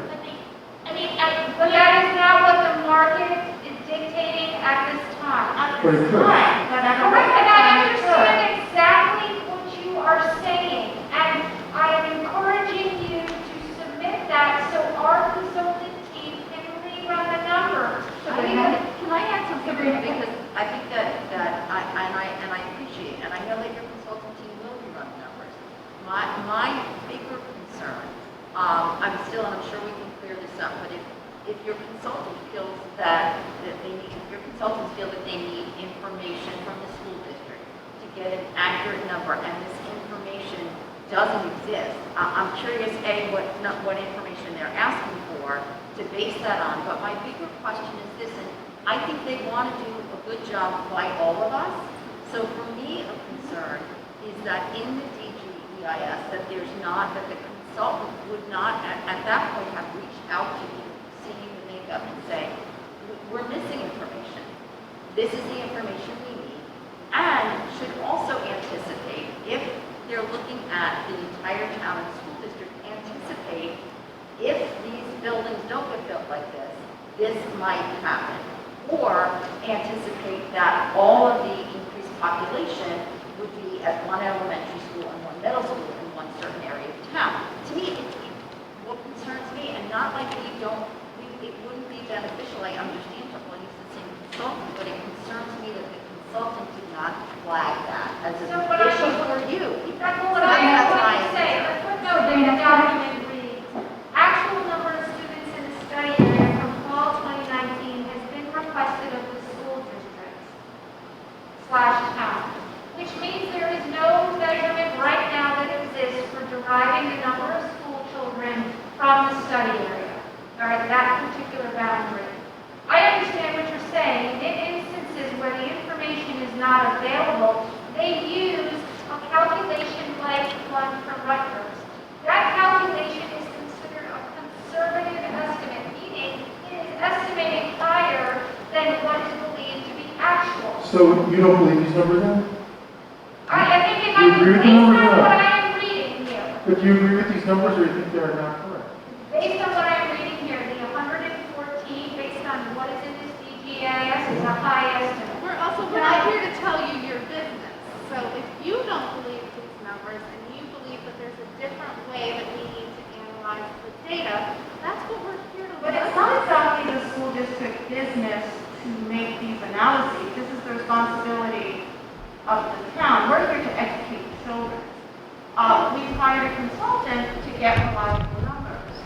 And speaking of the Rutgers study, the Rutgers study itself contains a quick guide, which is provided by Rutgers University on how to correctly use their residential demographic multipliers. And they say specifically that you should not use the multipliers simplistically for areas where people move for the schools. This is in a guide, and I can give you. You don't need to give it to me. I am sure You have it. he has I'm that. sorry, Jen. Yeah, Jen, go ahead, I'm sorry, Jen, go ahead. We want to hear from you, absolutely, I'm sorry, go ahead. I don't want to interrupt the discussion. This is all. I just think it might be helpful to just back up for a second and just talk about the process, just so that we're on the same page of what the steps are moving forward, because I think that might help answer a lot of questions as far as what you're asking about. So the EIS, the DEIS, the content of that was based on the scoping outline that was developed in that January through April period. So that was the content was filled out the outline. So that's why that information in particular is included in the EIS. So now we're in the public comment period. And now is the time to ask all of these great and amazing questions that you are asking. These are very informed and educated questions that you're asking. And those are the questions that we want to be asked. Those questions will then be cataloged and responded to in writing in the FDIS. So these questions are not going to go unanswered, but there is a process through which all of these questions will be answered. We're not going to be able to answer all of them as we sit here today, obviously, but that is part of the process. And what happens after the questions are answered? I'm sorry? What happens after the questions are answered? After the questions are answered, the town board will review the final environmental impact statement to make sure each of those questions are answered accurately and adequately, and that's language from the SEQRA regulations. Once the FDIS is accepted as complete, the next step is the finding statement. And the finding statement is when the town board looks at the entire environmental record. You speak a little bit, sorry. That's when the town board, the finding statement is when the town board looks at the entire environmental record and starts to make conclusions about whether the form-based code as presented, or perhaps one of the alternatives that's studied through this process, is the one that mitigates or avoids or minimizes the impacts as much as possible. So that's a process that will occur weeks, if not months, down the road from now, certainly not on October 30th. Can I also ask just timing, and this was confusing me because I sat in on your session last Thursday. I said, you're the other one I saw. That's okay, yes, I sat in and listened last Thursday. Yeah. And there was another date for a public hearing on October 27th. Yeah. So I don't know why it's never up there. I just don't want the community to be confused or anyone else to be confused because it seems like there's already a second one scheduled. So I wanted to clarify that. Let me be clear, there's at least a second, right? Okay. So we opened the public hearing on October 20th. Okay. We've already, just based on the feedback that we've gotten at the community engagement sessions that we've held, we already know that we're unlikely to get through all of the substantive comments and questions that People we like to talk anticipate about it. receiving by October 20th. So we've already added a second date. Now, if we still do not get through all of the substantive comments and questions that we believe we're going to get, and what I mean by that is not just getting the same question over and over again, right? Right. But like, are we continuing to get a new set of substantive questions? And by substantive, it's not just, I really hate the form-based code, but it's, I really hate the form-based code for the following reasons, and I need you to look specifically at the number of school-age children and the possibility that if you reconfigure, rejigger your analysis such that you no longer have 1 bedroom and you have 3 bedrooms, how does that change, right? So that's a substantive comment, right? If we continue to get those, we'll add more sessions, right?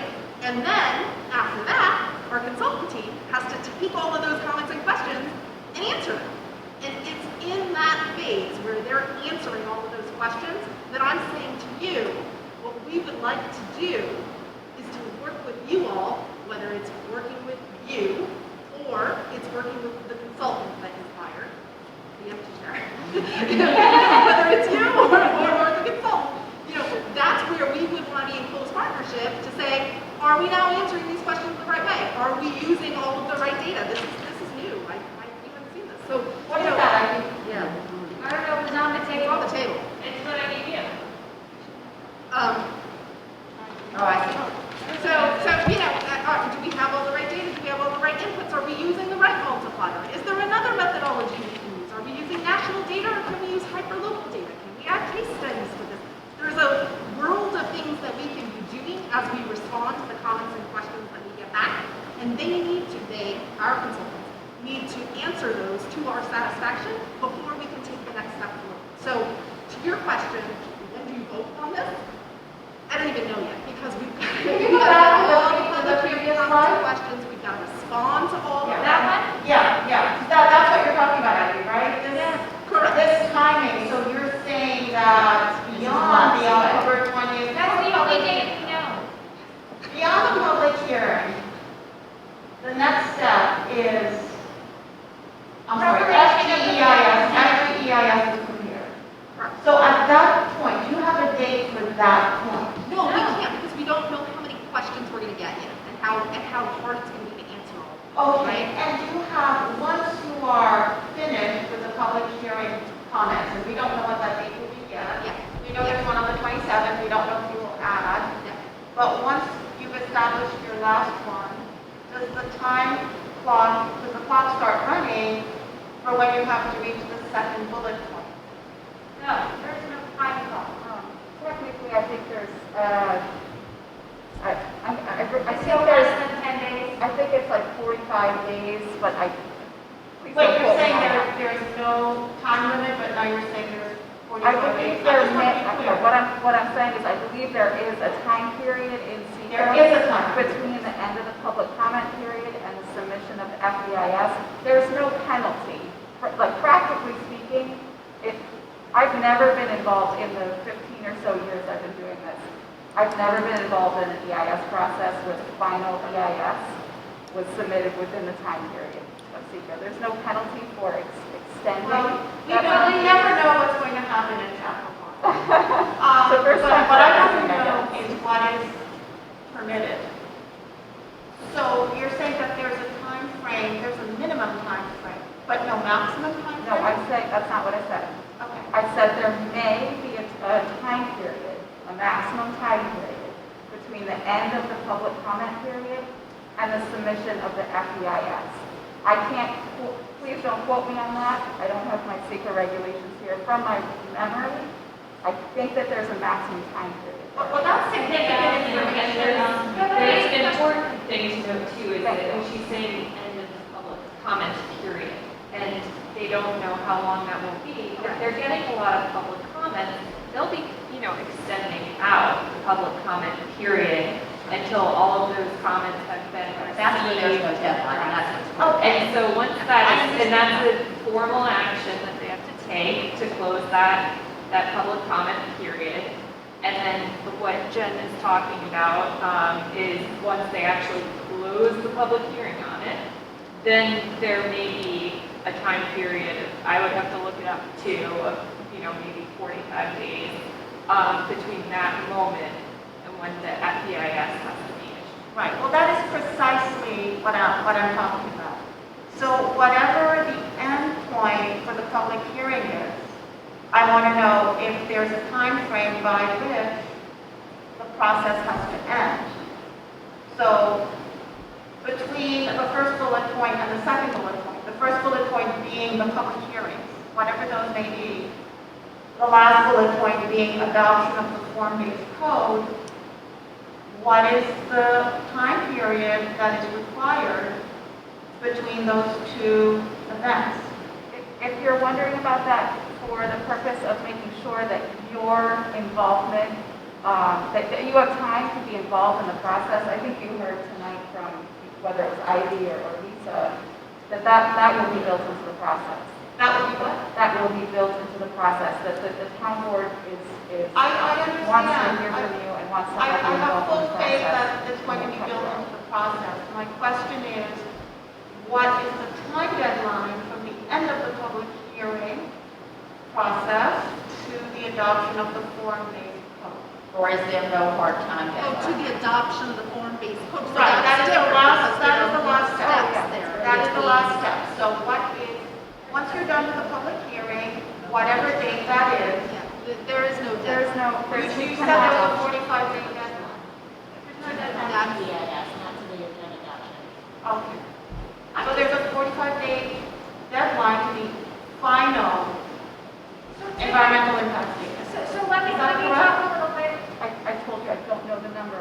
As I Let's said say there was before. a specific deadline, because you have to understand, SEQRA is really set up for a construction project, an application for a construction project. It's rarely a town project like this. When a town project like this is subject to SEQRA, because it is a town project, the timeframes aren't as stringent, okay? Because it's in the community's interest to understand all aspects of the project. So you're asking for us to put timeframes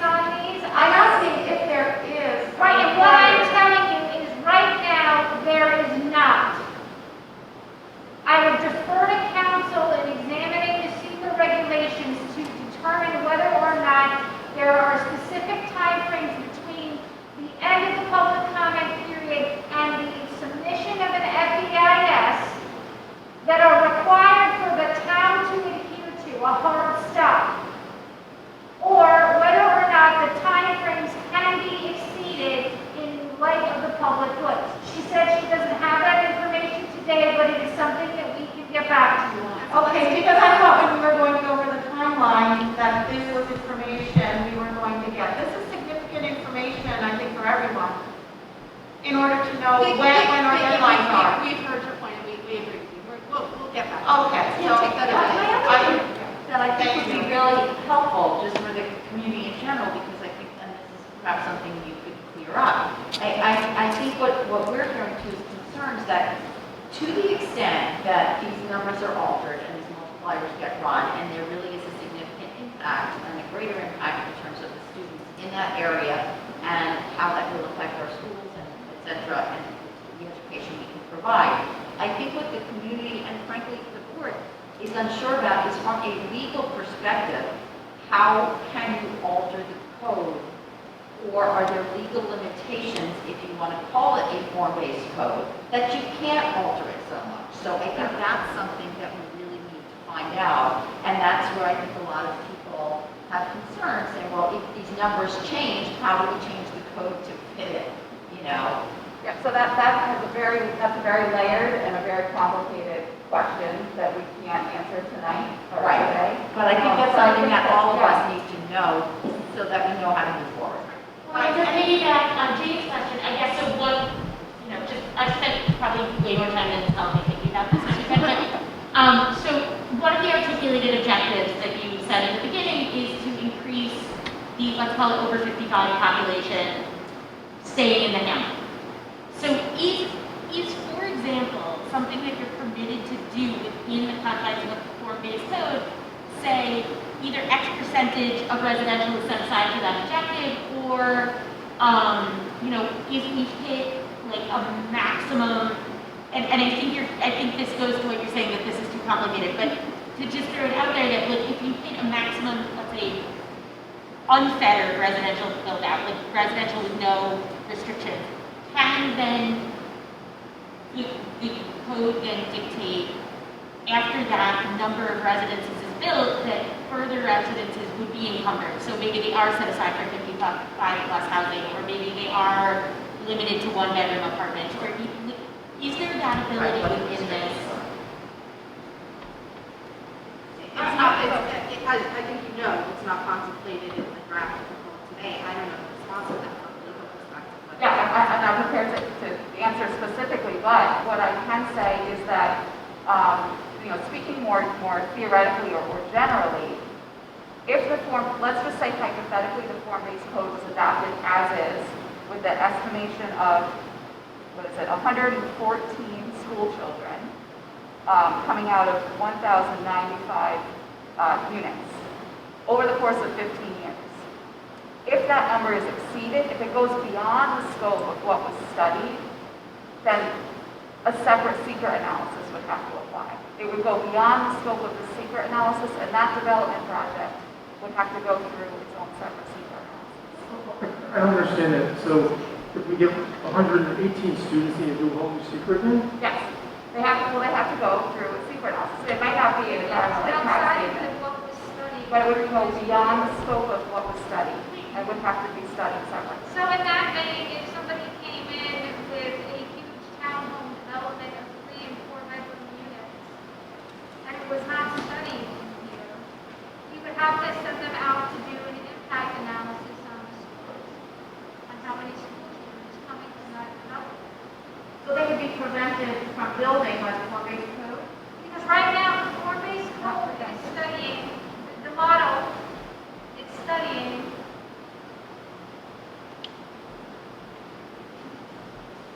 is 5% studio, 67% one bedroom, and 28% two-bedroom units.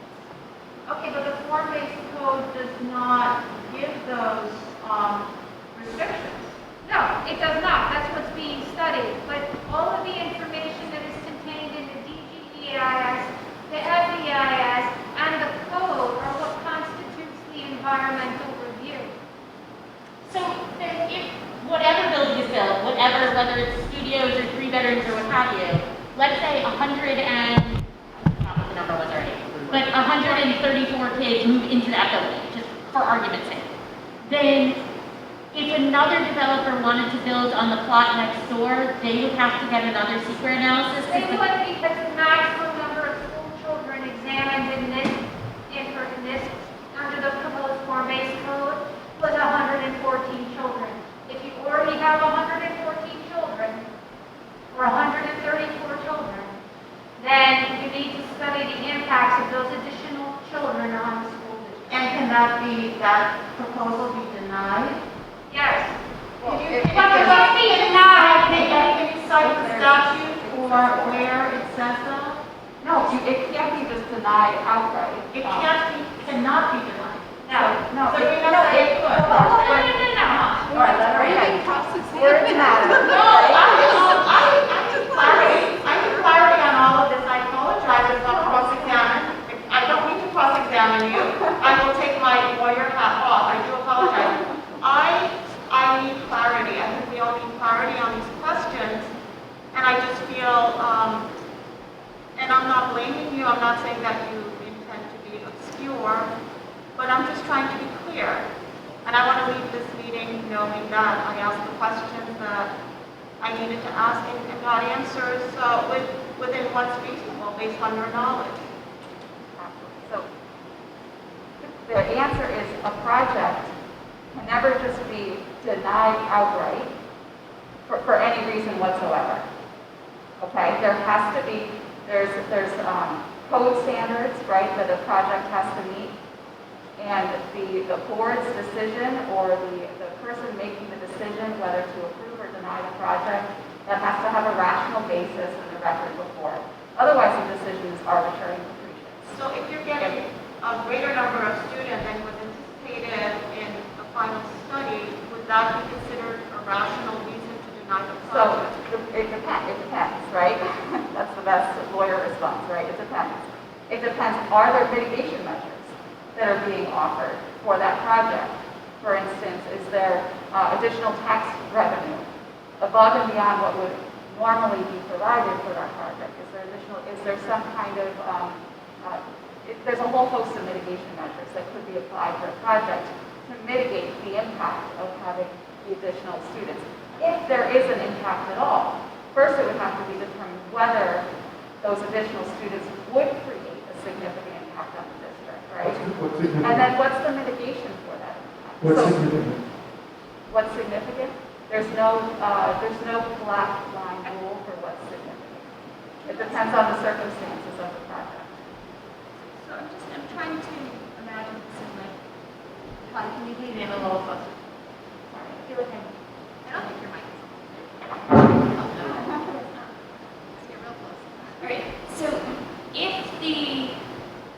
say the first project is done like Hillary had said, and there's more than the 114 students. That's a massive project. Well, Let's just play with it. Yeah. So just hypothetically, somewhere down the line, there is something, it's at the maximum contemplated by the code. What processes is the next developer going through, and what are the triggers that it would be identified that there already were the maximum number that have been contemplated and assessing those impacts? Does it follow another process where the school district has to assert that there's an impact and how? Well, the school district would assert the impact. Okay, the town, in reviewing the project in relation to the thresholds established in the record of the proposed form-based code, would say, oh, we have reached the school limit. You need, developer, you need to do an analysis of what your total school children would be, and tell me what you think that impact on the school district would be. That would start a whole other environmental review process where you would be an interested agency and receive that information through the process to comment on. And is it the town board or a planning board? Who's the? It would be, under the code, it would be my office. So you It would would be be keeping the track? first level. If it does not meet the standard, then it would have to go back for more information, and it may go to a zoning board or go through a different process depending on what the project is. I thought the zoning board was eliminating, I'm sorry, I thought the form-based code was eliminating the zoning board. No. No, okay. Sabrina, I have a question. So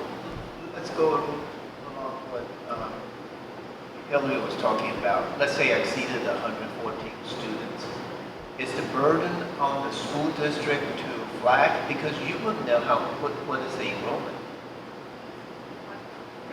That's what I was trying to You get wouldn't to. know the enrollment of the build out already. Let's say the project started, this is approved, and the building started going up, and how, families start moving in, and you have a next applicant. How would you know that the enrollment already exceeded 114? So my question is the burden on the school district to flag this, to inform you, or? Yeah, I think it would be hard for us to know the student enrollment numbers without the school district. That's right. informing us We of it. have to, in essence, we have to put data on how, we have to constantly No, keep I data on agree. It's a good question. But I think the problem is that we're not involved with your approval of developers. How will we know that there's another one? Right, and today it happens. Today it happens with subdivision and site plan approvals, where the town is approving projects. We notify you of the development through the environmental review process. So, but I feel like there's a really important question that's being asked here, if I'm understanding. It's what's the maximum allowable in terms of the number of school-age children under the existing form-based code? And then once you've reached that maximum allowable, what happens then? And who's tracking that to make sure that we understand when we've reached that threshold? I don't know the answer. to I that. think that's So our I question. think we can take that back and we can look at that with you guys as a part of the Right, DGEIS. right, and I want you to know under the existing, if you look at this chart, under the existing zoning, the number of school children is, where is it? 18, alternative B is 114, 49. second, third column. Yeah, 49 school children under the existing zoning.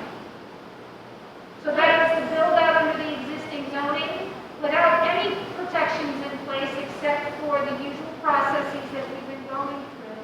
You can expect another 49 children in the school district. But the current usual processes have a notification where we would be triggered to look at it. It sounds like under the form-based code. You have notification up to 114 kids over 15 years right now under their code.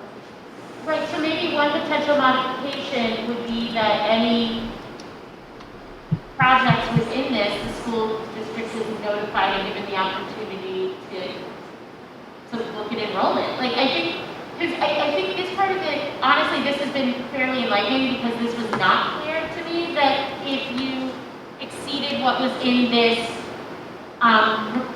when it's adopted, if it was exceeded in terms of the number of students, that would trigger a new SEQRA. I think that what John is raising is very valid, which is, do we have to constantly sort of be in a state of monitoring, or can we get, as part of this process, notice that within this form-based code zone, or whatever, however it's being characterized? Also, I just want to add another thing is that if you're talking about 15 years process, I doubt how many of us will still be here. And we do get notification from the town, there's a neighboring development because we are so close to it, so we get notification. But I'm not sure our future people would know that there is a number there sitting there. I hear this Honestly. point, and I think that what we need to do is we need to take it back and we need to suggest a process by which, whatever it is. Also- we need to check in annually, we need to keep a report on this, we need to, let's figure out what that is. Yeah, So I mean, these we've are got that very built in. valid comments. So what if multiple people want to build at the same time? That was my next question, because then you can't keep track and it could all happen. But what if a developer is going to buy whatever they need to buy and then start putting everything up at once? I think part of what we have to keep in mind, right, is to meet the maximum build-out scenario, right? To get to that 114, and I hear you, you're not super thrilled with the Rutgers, so we'll take that back. We'll work with your consultants. We'll have our consultants look at it. We'll see if there's a different way to calculate it, right? But we'll use the 114 for now, right? So to reach that 114, we have to put the town-owned property at play. In order to put the town-owned property in play, there is a much larger and longer process themselves that property, in which, again, the school district is interested in part of that process. And really, I'm sorry, to reach 114 students, you have to sell town property? in order to get to the maximum build-out scenario, The maximum, though, not 114 students. the 114 students is the estimate for the maximum build-out scenario. That assumes .14, yeah, .14. Totally, I hear you, and that's why I said, if we're not happy with the multiplier and the reference methodology, let's. I don't know where we got the sheet from, but. It came from us. We Okay. got this. I mean, the average density on the sheet is like 1.35, not 0.35, so it's over one child. And this is the data that we need to get in order to be able to provide the numbers. But, you know, my larger point is just that in terms of sort of worrying about the speed at which development would happen, part of what throttles that speed, part of what makes us know we're not going to get to the 114th or whatever the right number is for the maximum, you know, number of school-age children we potentially see, is that a lot of it is the town-owned property, right? So when you remove that from the equation, But again, sorry, if you look at the multipliers, I think that's where we're falling down, because we think the multiplier is way off, that you're not going to have a .01 or 0.1 multiplier. It's going to be more like a 0.4, 0.5, so you're not going to have to go to the maximum build out. You probably get the 114 kids and maybe 3 developments. and Warren, we've taken that back, and we hope that we're going to be working with you guys to get the methodology that you feel comfortable So with. I guess, let's say for argument's sake, like, let's take the Rite Aid corridor, right? That like part of Greeley that goes from Rite Aid down, because that's all on the purple zone, right? And is not, that's like the biggest chunk of the purple zone that's not town property, right? So, am I reading the map wrong? Yes. The Greeley Avenue, the part that's Rite Aid and all those little houses now, Yeah, I got it. right? Yeah. So, let's say for argument's sake, and I get that this is all theoretical, but I feel like that's some of what we need to engage in. That like maroonish area on the top part of the map, Yep. which I guess says Hamlet Urban Center M5. If somebody or 1 or 2 developers wanted to just say, you know what, that section is ripe for development, Yeah. let's buy that up, let's put up the 5-story. They can't put 5-story up there. No, that's 2 to It's 4. only 2 to 4. Okay, let's put up 4 stories and build it out, and that whole 2-block stretch or whatever, really, I guess 1.5 block stretch, could theoretically be developed all at once. Is there any sort of then, I guess, pause mechanism to say, we've now gotten X number of apartments on that, can we pause before saying anybody else can build more residential to see what the occupancy looks like? Town board would issue a moratorium like it is done Change your zoning legislation. to change the legislation. So that's possible, like if a Yes. huge swath of this got bought up by a developer at once, we could say, okay, let's let it be built and see what it generates in terms of numbers. Because I think that, you know, I hear that you're totally willing to listen and say we need to check back in and see if it exceeds SEQRA. I think that the follow-up concern was what if it exceeds the SEQRA numbers really, really quickly before we have a time to sort of Then digest. our analysis is wrong. Depends To on be the quite bill. honest with you, and there's nothing more that I want is to try and get it right, or at least closer to right than not. And so, you know, today we were given a sheet, you guys, you know, looked at what you had, you came up with some numbers, Warren, you're saying these ratios are much higher. Let's run the numbers based on what you already have. All right, so I have this is the issue that I have right now. So you have your DGEIS out, the public has seen it, and we're all engaged in a public hearing process. But that process is taking place with the wrong information based on a Rutgers Research Center study. And so what we have asked is whether you can slow down or delay this public hearing process so that the community has adequate information. Because the Rutgers study, through its own instructions, says that you should not use its multipliers in school districts such as ours. Have you seen that? There is a quick guide. Vicki, I did not do the analysis. No, that's not what I'm talking about. I I know you understand didn't do the analysis, you have consultants, but Rutgers University provides a quick guide on how to correctly use their residential And you demographic. have referred to that several times. You have referred to that several times, and I can tell you, I I'm sorry, but remember please back. don't interrupt me. I'm making a point, so, well, I'll let you say what you're going to say, but then I will resume making No, my point. it is fine. I cannot answer for our consultant team. If you would like to. Well, I'm not asking you to. I'm not asking you to. I am making a point, so if I can finish, you'll understand what I'm getting at.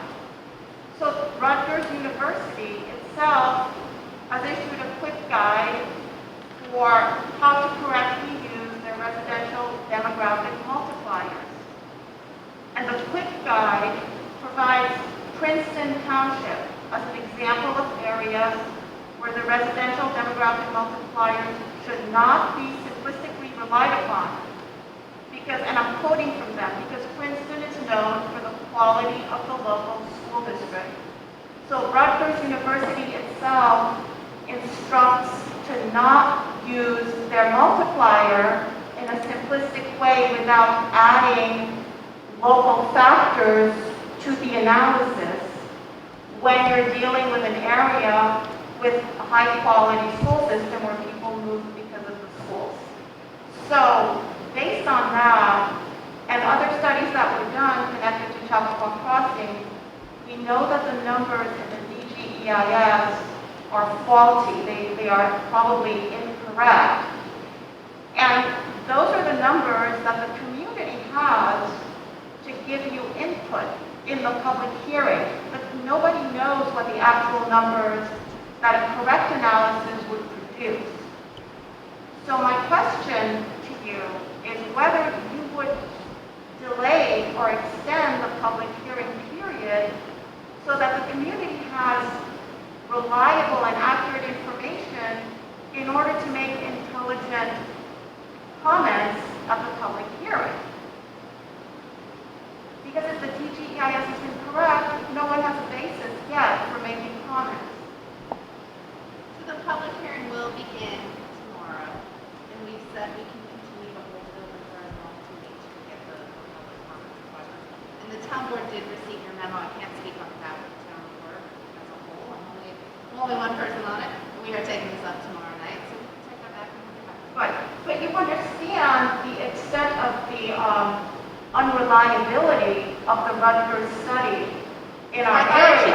I'm not an expert in this area, and so. Right, and I'm not charging you with that. I'm just asking you to understand it and base your decision I on understand what that. you shared with me Right. today. I guess the biggest question is moving forward, which I think would benefit all of us, to the extent that we have a different analysis and different numbers, that we would obviously give to you. We want to make sure that the community sees that too, and that they might have an opportunity to weigh in on that, because they may see that and say, well, I'm okay with these numbers. It's like, how will that work? I guess we don't know how long that will take, but I think, Vicki, tell me if I'm correct, I guess your question is, if we come up with a different analysis, will there be an opportunity for people to comment on that with respect to the effect on the school district? So that's your question. My question is based on the fact that we would like, and people would like to be able to comment based on correct information or on the most reliable information that we can get. And right now we don't have that with respect to the school district. I understand that you sent us, a letter in the mail when we were closed.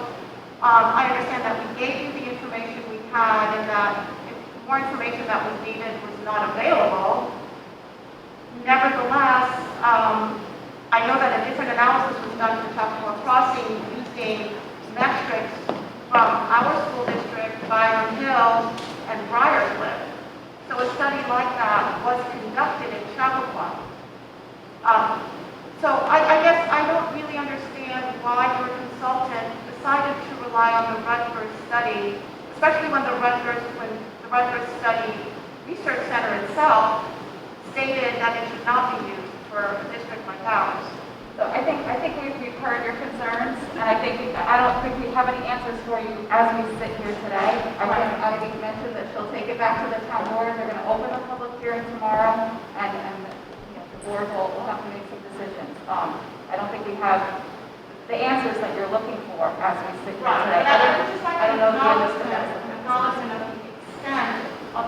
reliability of what's contained. I don't know if we share We're not experts. Yeah. In the Rutgers model and methodology. Neither are we. We're not experts in any of this. We are experts in our mission to educate all the children of this community. So we are not experts at all. This is your project. So This I is don't getting know. us in the community, so, I mean, if you got this data from your consultant and the data was wrong, wouldn't you want to look at the data before you present it to the community? I don't know that we share, I don't think we share the same level of discomfort with the current data. You're satisfied with the current data? I mean, I'm sorry, that's not a question for you. You're the lawyer for the town. I mean, are you? What I'm saying is that You're saying that you're satisfied with the Rutgers study? can it be enhanced? Sure. The information can always be enhanced, and that's the whole purpose of the public comment process. But are you comfortable moving forward with the public comment process with the 96 new student estimate for 1,000 units? Over 15 years. Well, I guess, my question is, looking at the same question, I guess, maybe slightly differently, is, given that you now know that we're not completely comfortable with that number, would the town board, and I don't know if you can commit on behalf of the board, but I guess what our ask is in part is, would the town board commit to holding open the public comment period and not moving past that phase of the process until we've had the opportunity to have our consultants complete their analysis? So that the community. I don't know what your consultant's analysis is. Well, We haven't received a scope of work for your consultants. I don't know how long they're working. Well, I mean, that's because we received the DGEIS September 29th. So yes, we haven't received anything from our consultant. I mean, it's taken you years to send us anything at all. So I think you have to give us a reasonable amount of time. We hired a consultant next Wednesday. If I may, Oh, right. I think that, the town is saying that they're going to open up the public hearing. It's been scheduled. My sense is that it's a, cat you can't put back into the bag at this point. And so certainly the school district can take some steps. I mean, today, you aired concerns. What, we'll also do is put comments into the public record, starting with the very first public hearing. We can say, we think that, the numbers are not complete. We've retained a consultant. We will be providing comments in writing to the town.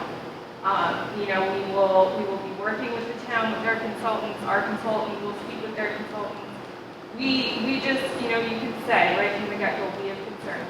That's on the public record. And so the public will know that the school district is thinking about these issues and that there's more to be said there, and that the numbers that are initially being presented in the draft generic environmental impact statement are not, the end-all be-all.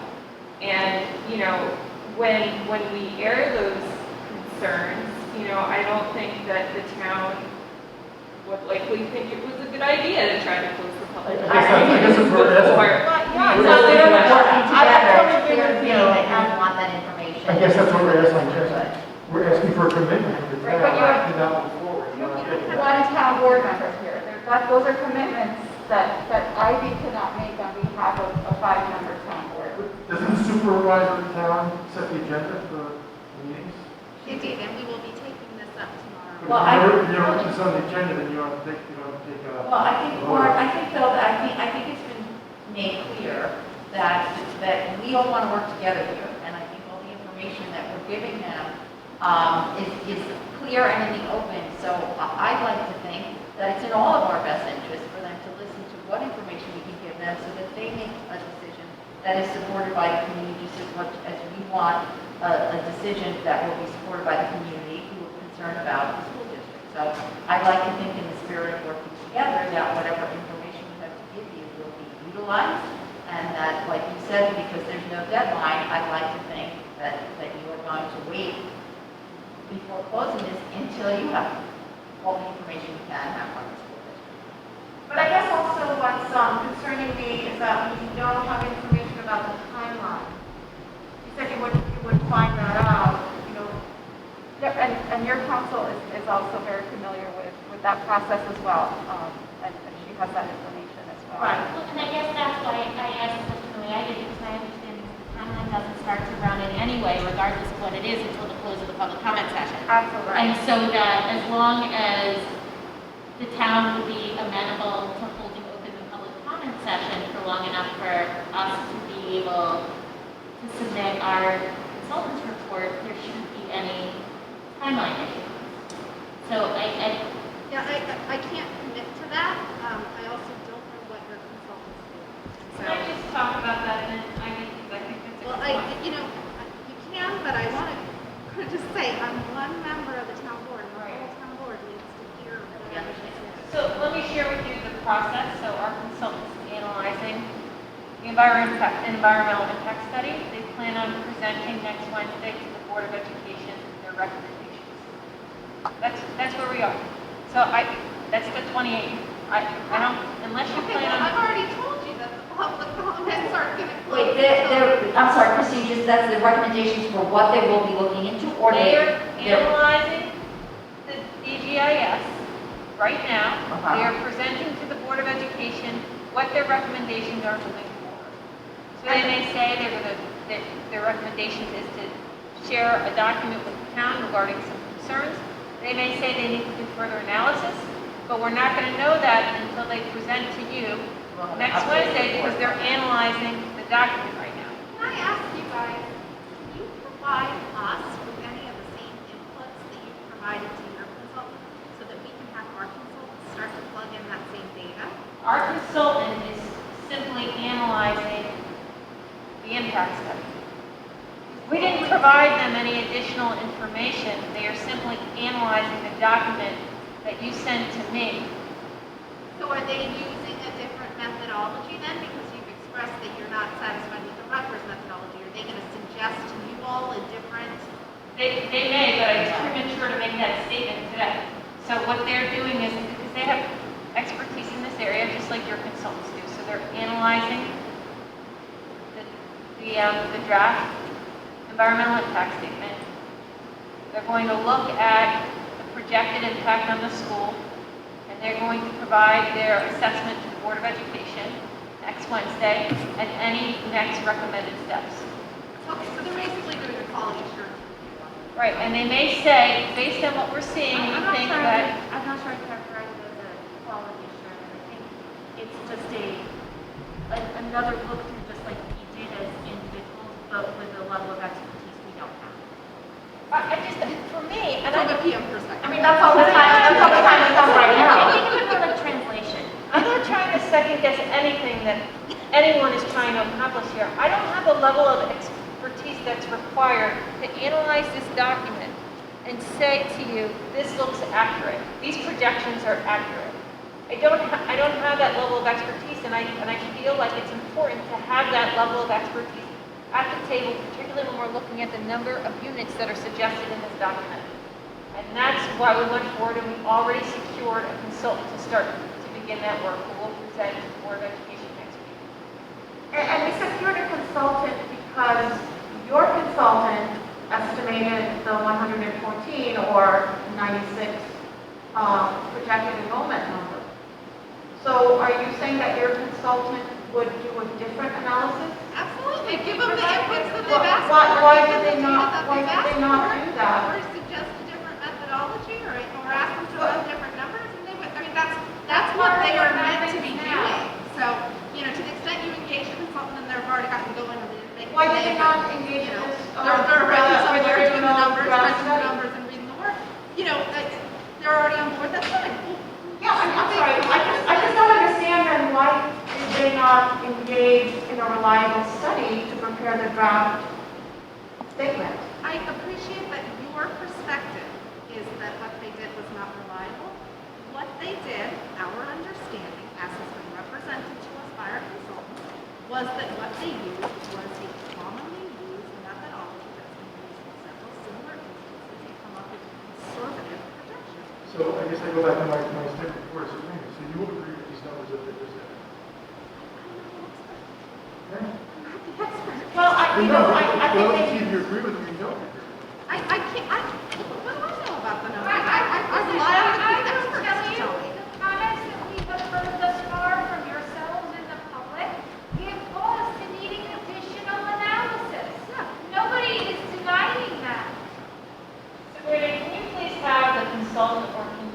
email me directly what information you believe you're missing from the school district, so I can respond to that? Because you keep saying that, and I'm just not sure what you're talking about based on. Right, you don't know, because you know what the I will problem. give you what you need, provided you have it. I just need to know what exactly you need, because It is very disturbing to hear that you're saying that we didn't respond to your request for facts because they sent a letter, a physical letter in the middle of a pandemic. The letter was sent before that.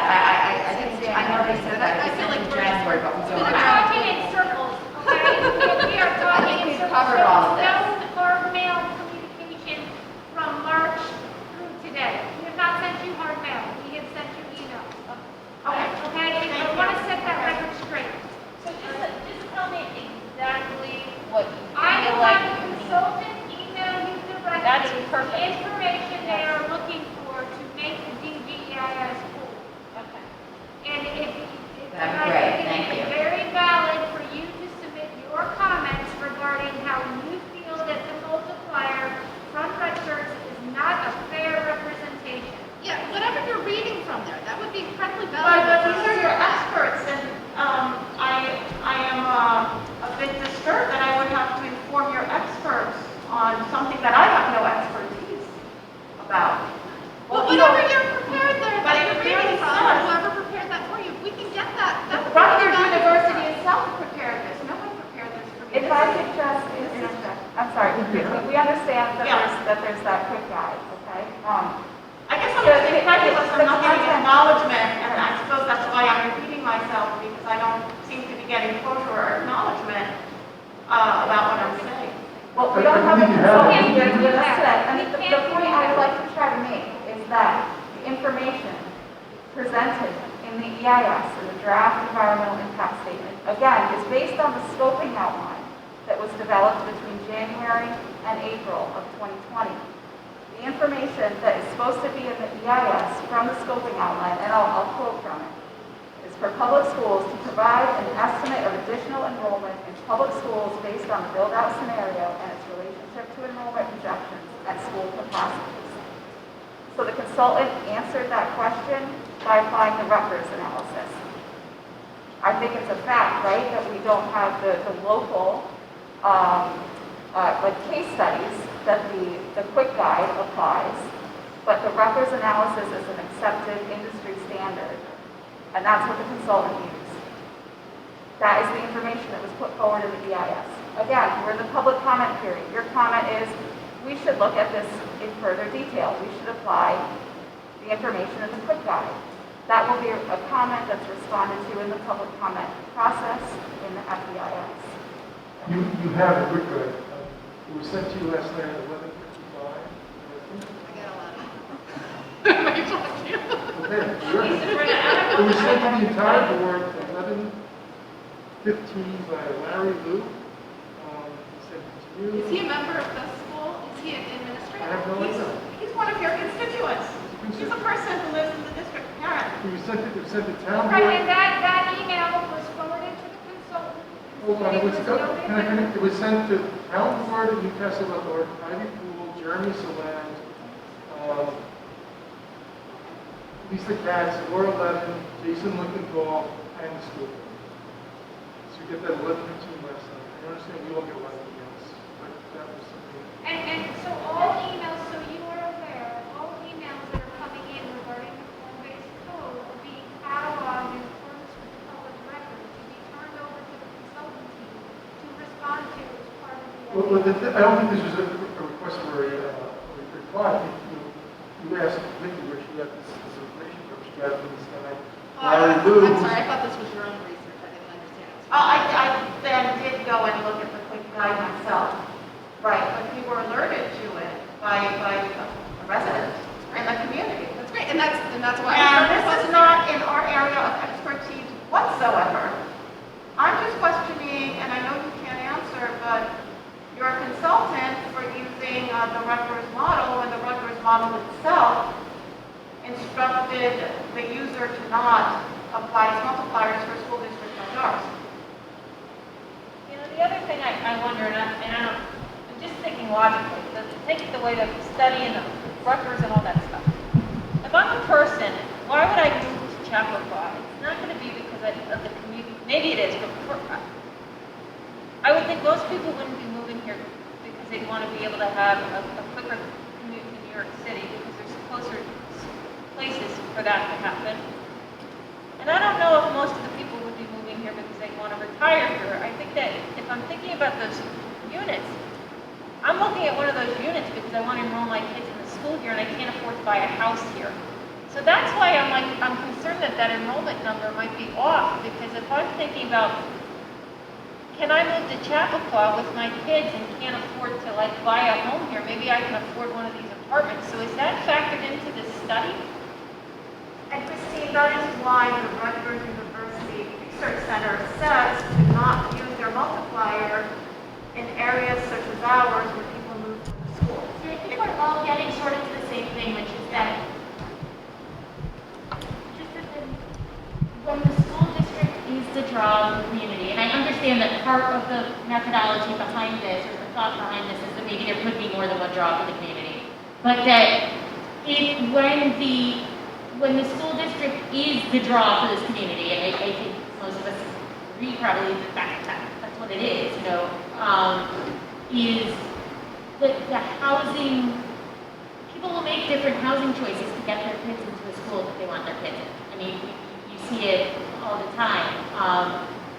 And I think that's a lot of where our fear that the numbers may be inaccurate stems from. It's not that in, you know, the abstract, a 2-bedroom apartment will yield this many children, or a 1-bedroom apartment will yield this many children. And I understand that you can only use sort of those abstract numbers when doing a study, that's what consultants do. They pick an algorithm and they apply it to the issue at hand. But that this isn't a generic town, it's a town that people specifically target to move to because they have school-age children. And so that because of that, the standard algorithm may not be applicable. And I hear you saying we're going to go back to the consultant and ask them to work with a different algorithm, and I think that's great. And we're looking, you know, for our consultants. And I guess the last question I have about this is sort of what are the options? So let's say the public comment period goes on for argument's sake 6 weeks, 8 weeks. You get feedback, we look at these numbers, we look at them collectively, and the numbers are different from this number. And is the form-based code vote, whenever that happens, is that limited to sort of a yes or no? Or once you have the final environmental study, does the board have the ability to sort of say, okay, maybe these numbers, maybe we don't want this to be what's permitted? Like, what is the sort of modification process? Is modification possible once this has been provided to the community, or does it have to be voted on as is? Like, how does this work? So part of those modifications are built into the process already. There's several alternatives to the form-based code that are studied in this document. Sabrina went through some of those alternatives. Right, you went through those last Thursday, I remember. Yes, last Thursday. Last Thursday, she went through the options. On the alternatives, right. So there's those alternatives. There may be another alternative that's developed through public comment. You know, something that the town board through the scoping process. So that's where the alternatives were first developed, was during the scoping process, which was a public comment process. A lot of people took part in that process, which is one of the reasons why it took so long to come up with a final scoping document. So similarly, through the comments on the DGEIS, there may be another alternative that's developed that will be analyzed through the FEIS. So the FEIS is not only composed of responses to questions, but there may be additional analysis and data that's presented in the FEIS as well. So that's a great question, and I think the answer is we don't know at this point what the form-based code, what version or iteration of the form-based code the town board will be reviewing when it considers whether to adopt or not to adopt. I guess that's another question. Yes, the final is how long before a decision will be made to vote on that? So how long before so there's the FEIS, right? Then there's the finding statement, then there's a form-based code vote. That could happen very quickly with the FEIS. That could happen So 6 they, months they- from the so, signing statement. so they could change it, or they might not just stay the way it is. It depends on, right now we're in like the data gathering process. No, but after the final is, then they do, they say, we don't like this, we'll do the changes, or we'll just take the way it is. It's possible the town board could take it away. I think that's highly unlikely because the town board itself has been asking a lot of questions about certain portions of the form-based code. So I think it's safe to say that the form-based code as presented in this document will be undergoing changes. It's just a matter of what those changes are. And that will be informed by. Sorry, yeah. Early on, Yeah. you mentioned something, I mean, we sort of flew by, you said something about numbers.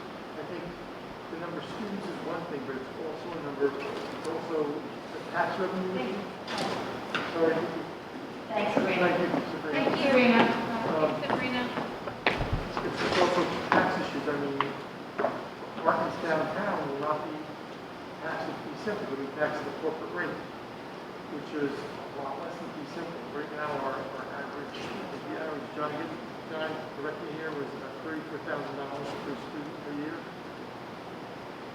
About $34,000 per student per year we spend.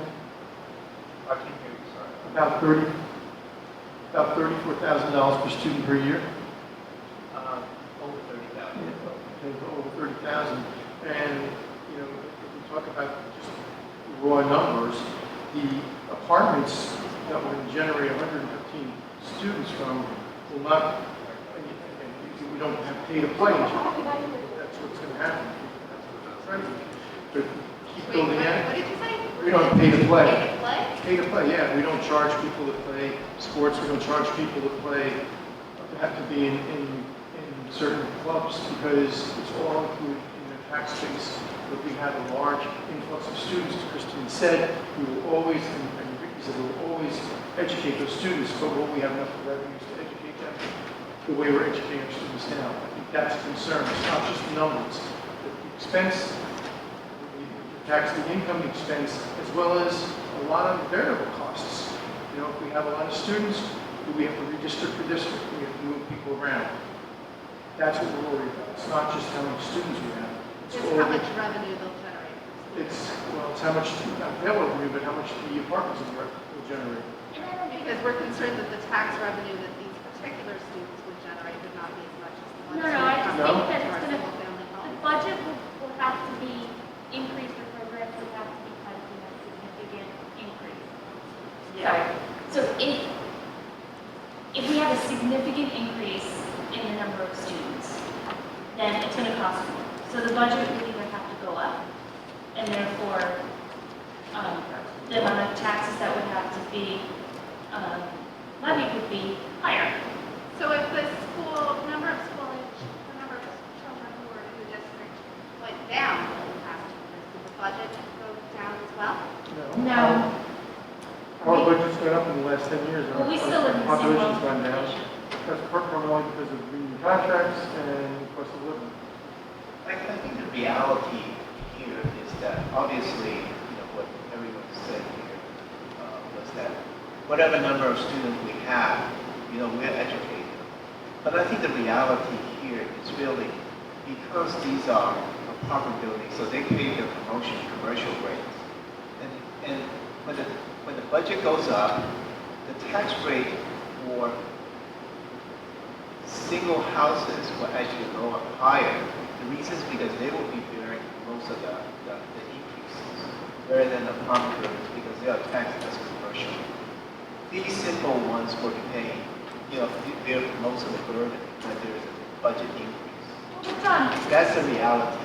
John, we don't have to increase, we can always look at programs that we can cut. I mean, it's not automatically an increase. When we have more students to educate with a given amount of money, something has to give. It's just, The number of things that happen cost side That will could go be- up. If the There will be times are bad, impacts. you know, increase the budget, yes, But I do want then to- something has to be cut. And don't get me wrong, Ivy, we all want development. We understand that the town needs to be developed. We need to have some revitalization downtown. Our concern is that it's going to go too fast, too quickly before we can make some adjustments to what we're doing. So if we do have 115 kids, maybe there is no impact to the budget of the school. We don't know. But if you go from what we have now to add another 1,000, that would probably be an impact. And it's not that we don't want people coming to this town. We want people. I mean, my family, we were talking about earlier, my family's lived here for many, many years, my extended family. So, do we want development? Yes. Do we want development that's done in a correct way? Yes. I think we're concerned about the number, because we're seeing 96 over 1,000, and the numbers don't, just the first blush, the numbers don't look correct. Maybe this is, I just want to alert I want you to, if you take nothing else away from this conversation, I want you to feel heard about that point. Because I hear you, we hear you, and we're committed to working with you to make sure that you feel a much greater degree of comfort when you display the numbers that are proven.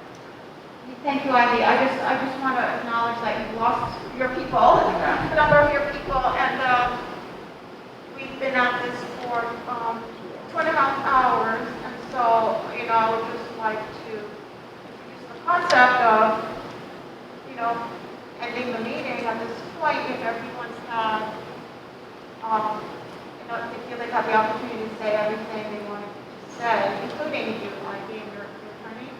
Well, I mean, I would just want to say, I can really reiterate everything that Lisa said when she walked out of the room. I mean, you guys all have my cell phone number, you all know where we are, like, you can email me, please. Like, I want this to be the kind of partnership where you guys are feeling that you're not, you know, you're not comfortable with what's here and you don't have the data and it's not being analyzed the right way. Like, I want you to feel like you guys can come to me and that I'm listening and I'm receptive and that, you know, if you're not getting the same response from others, I want to respond to that too and I want to help you.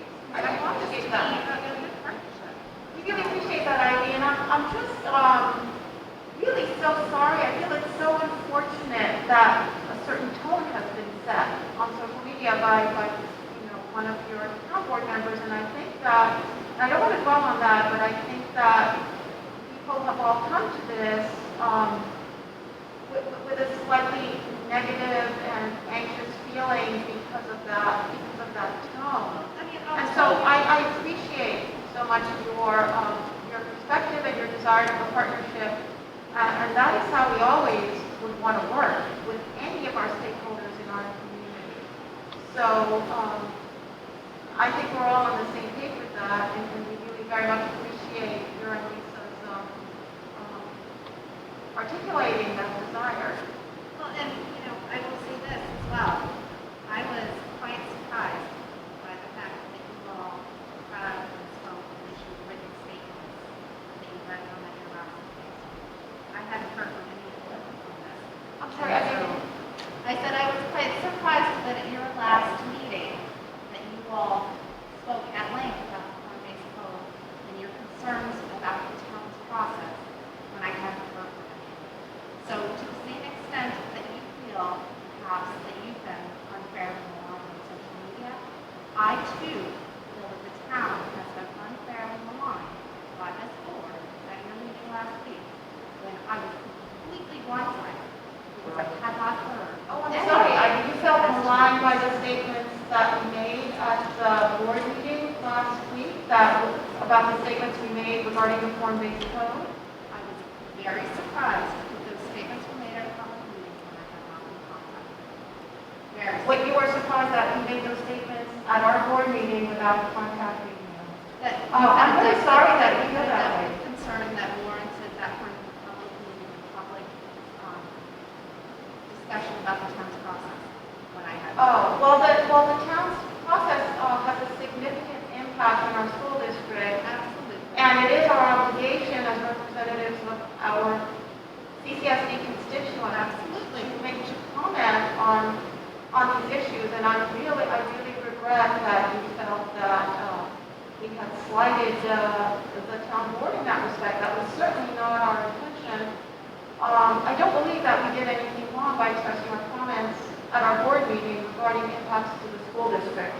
I believe that we view that as our responsibility to our community.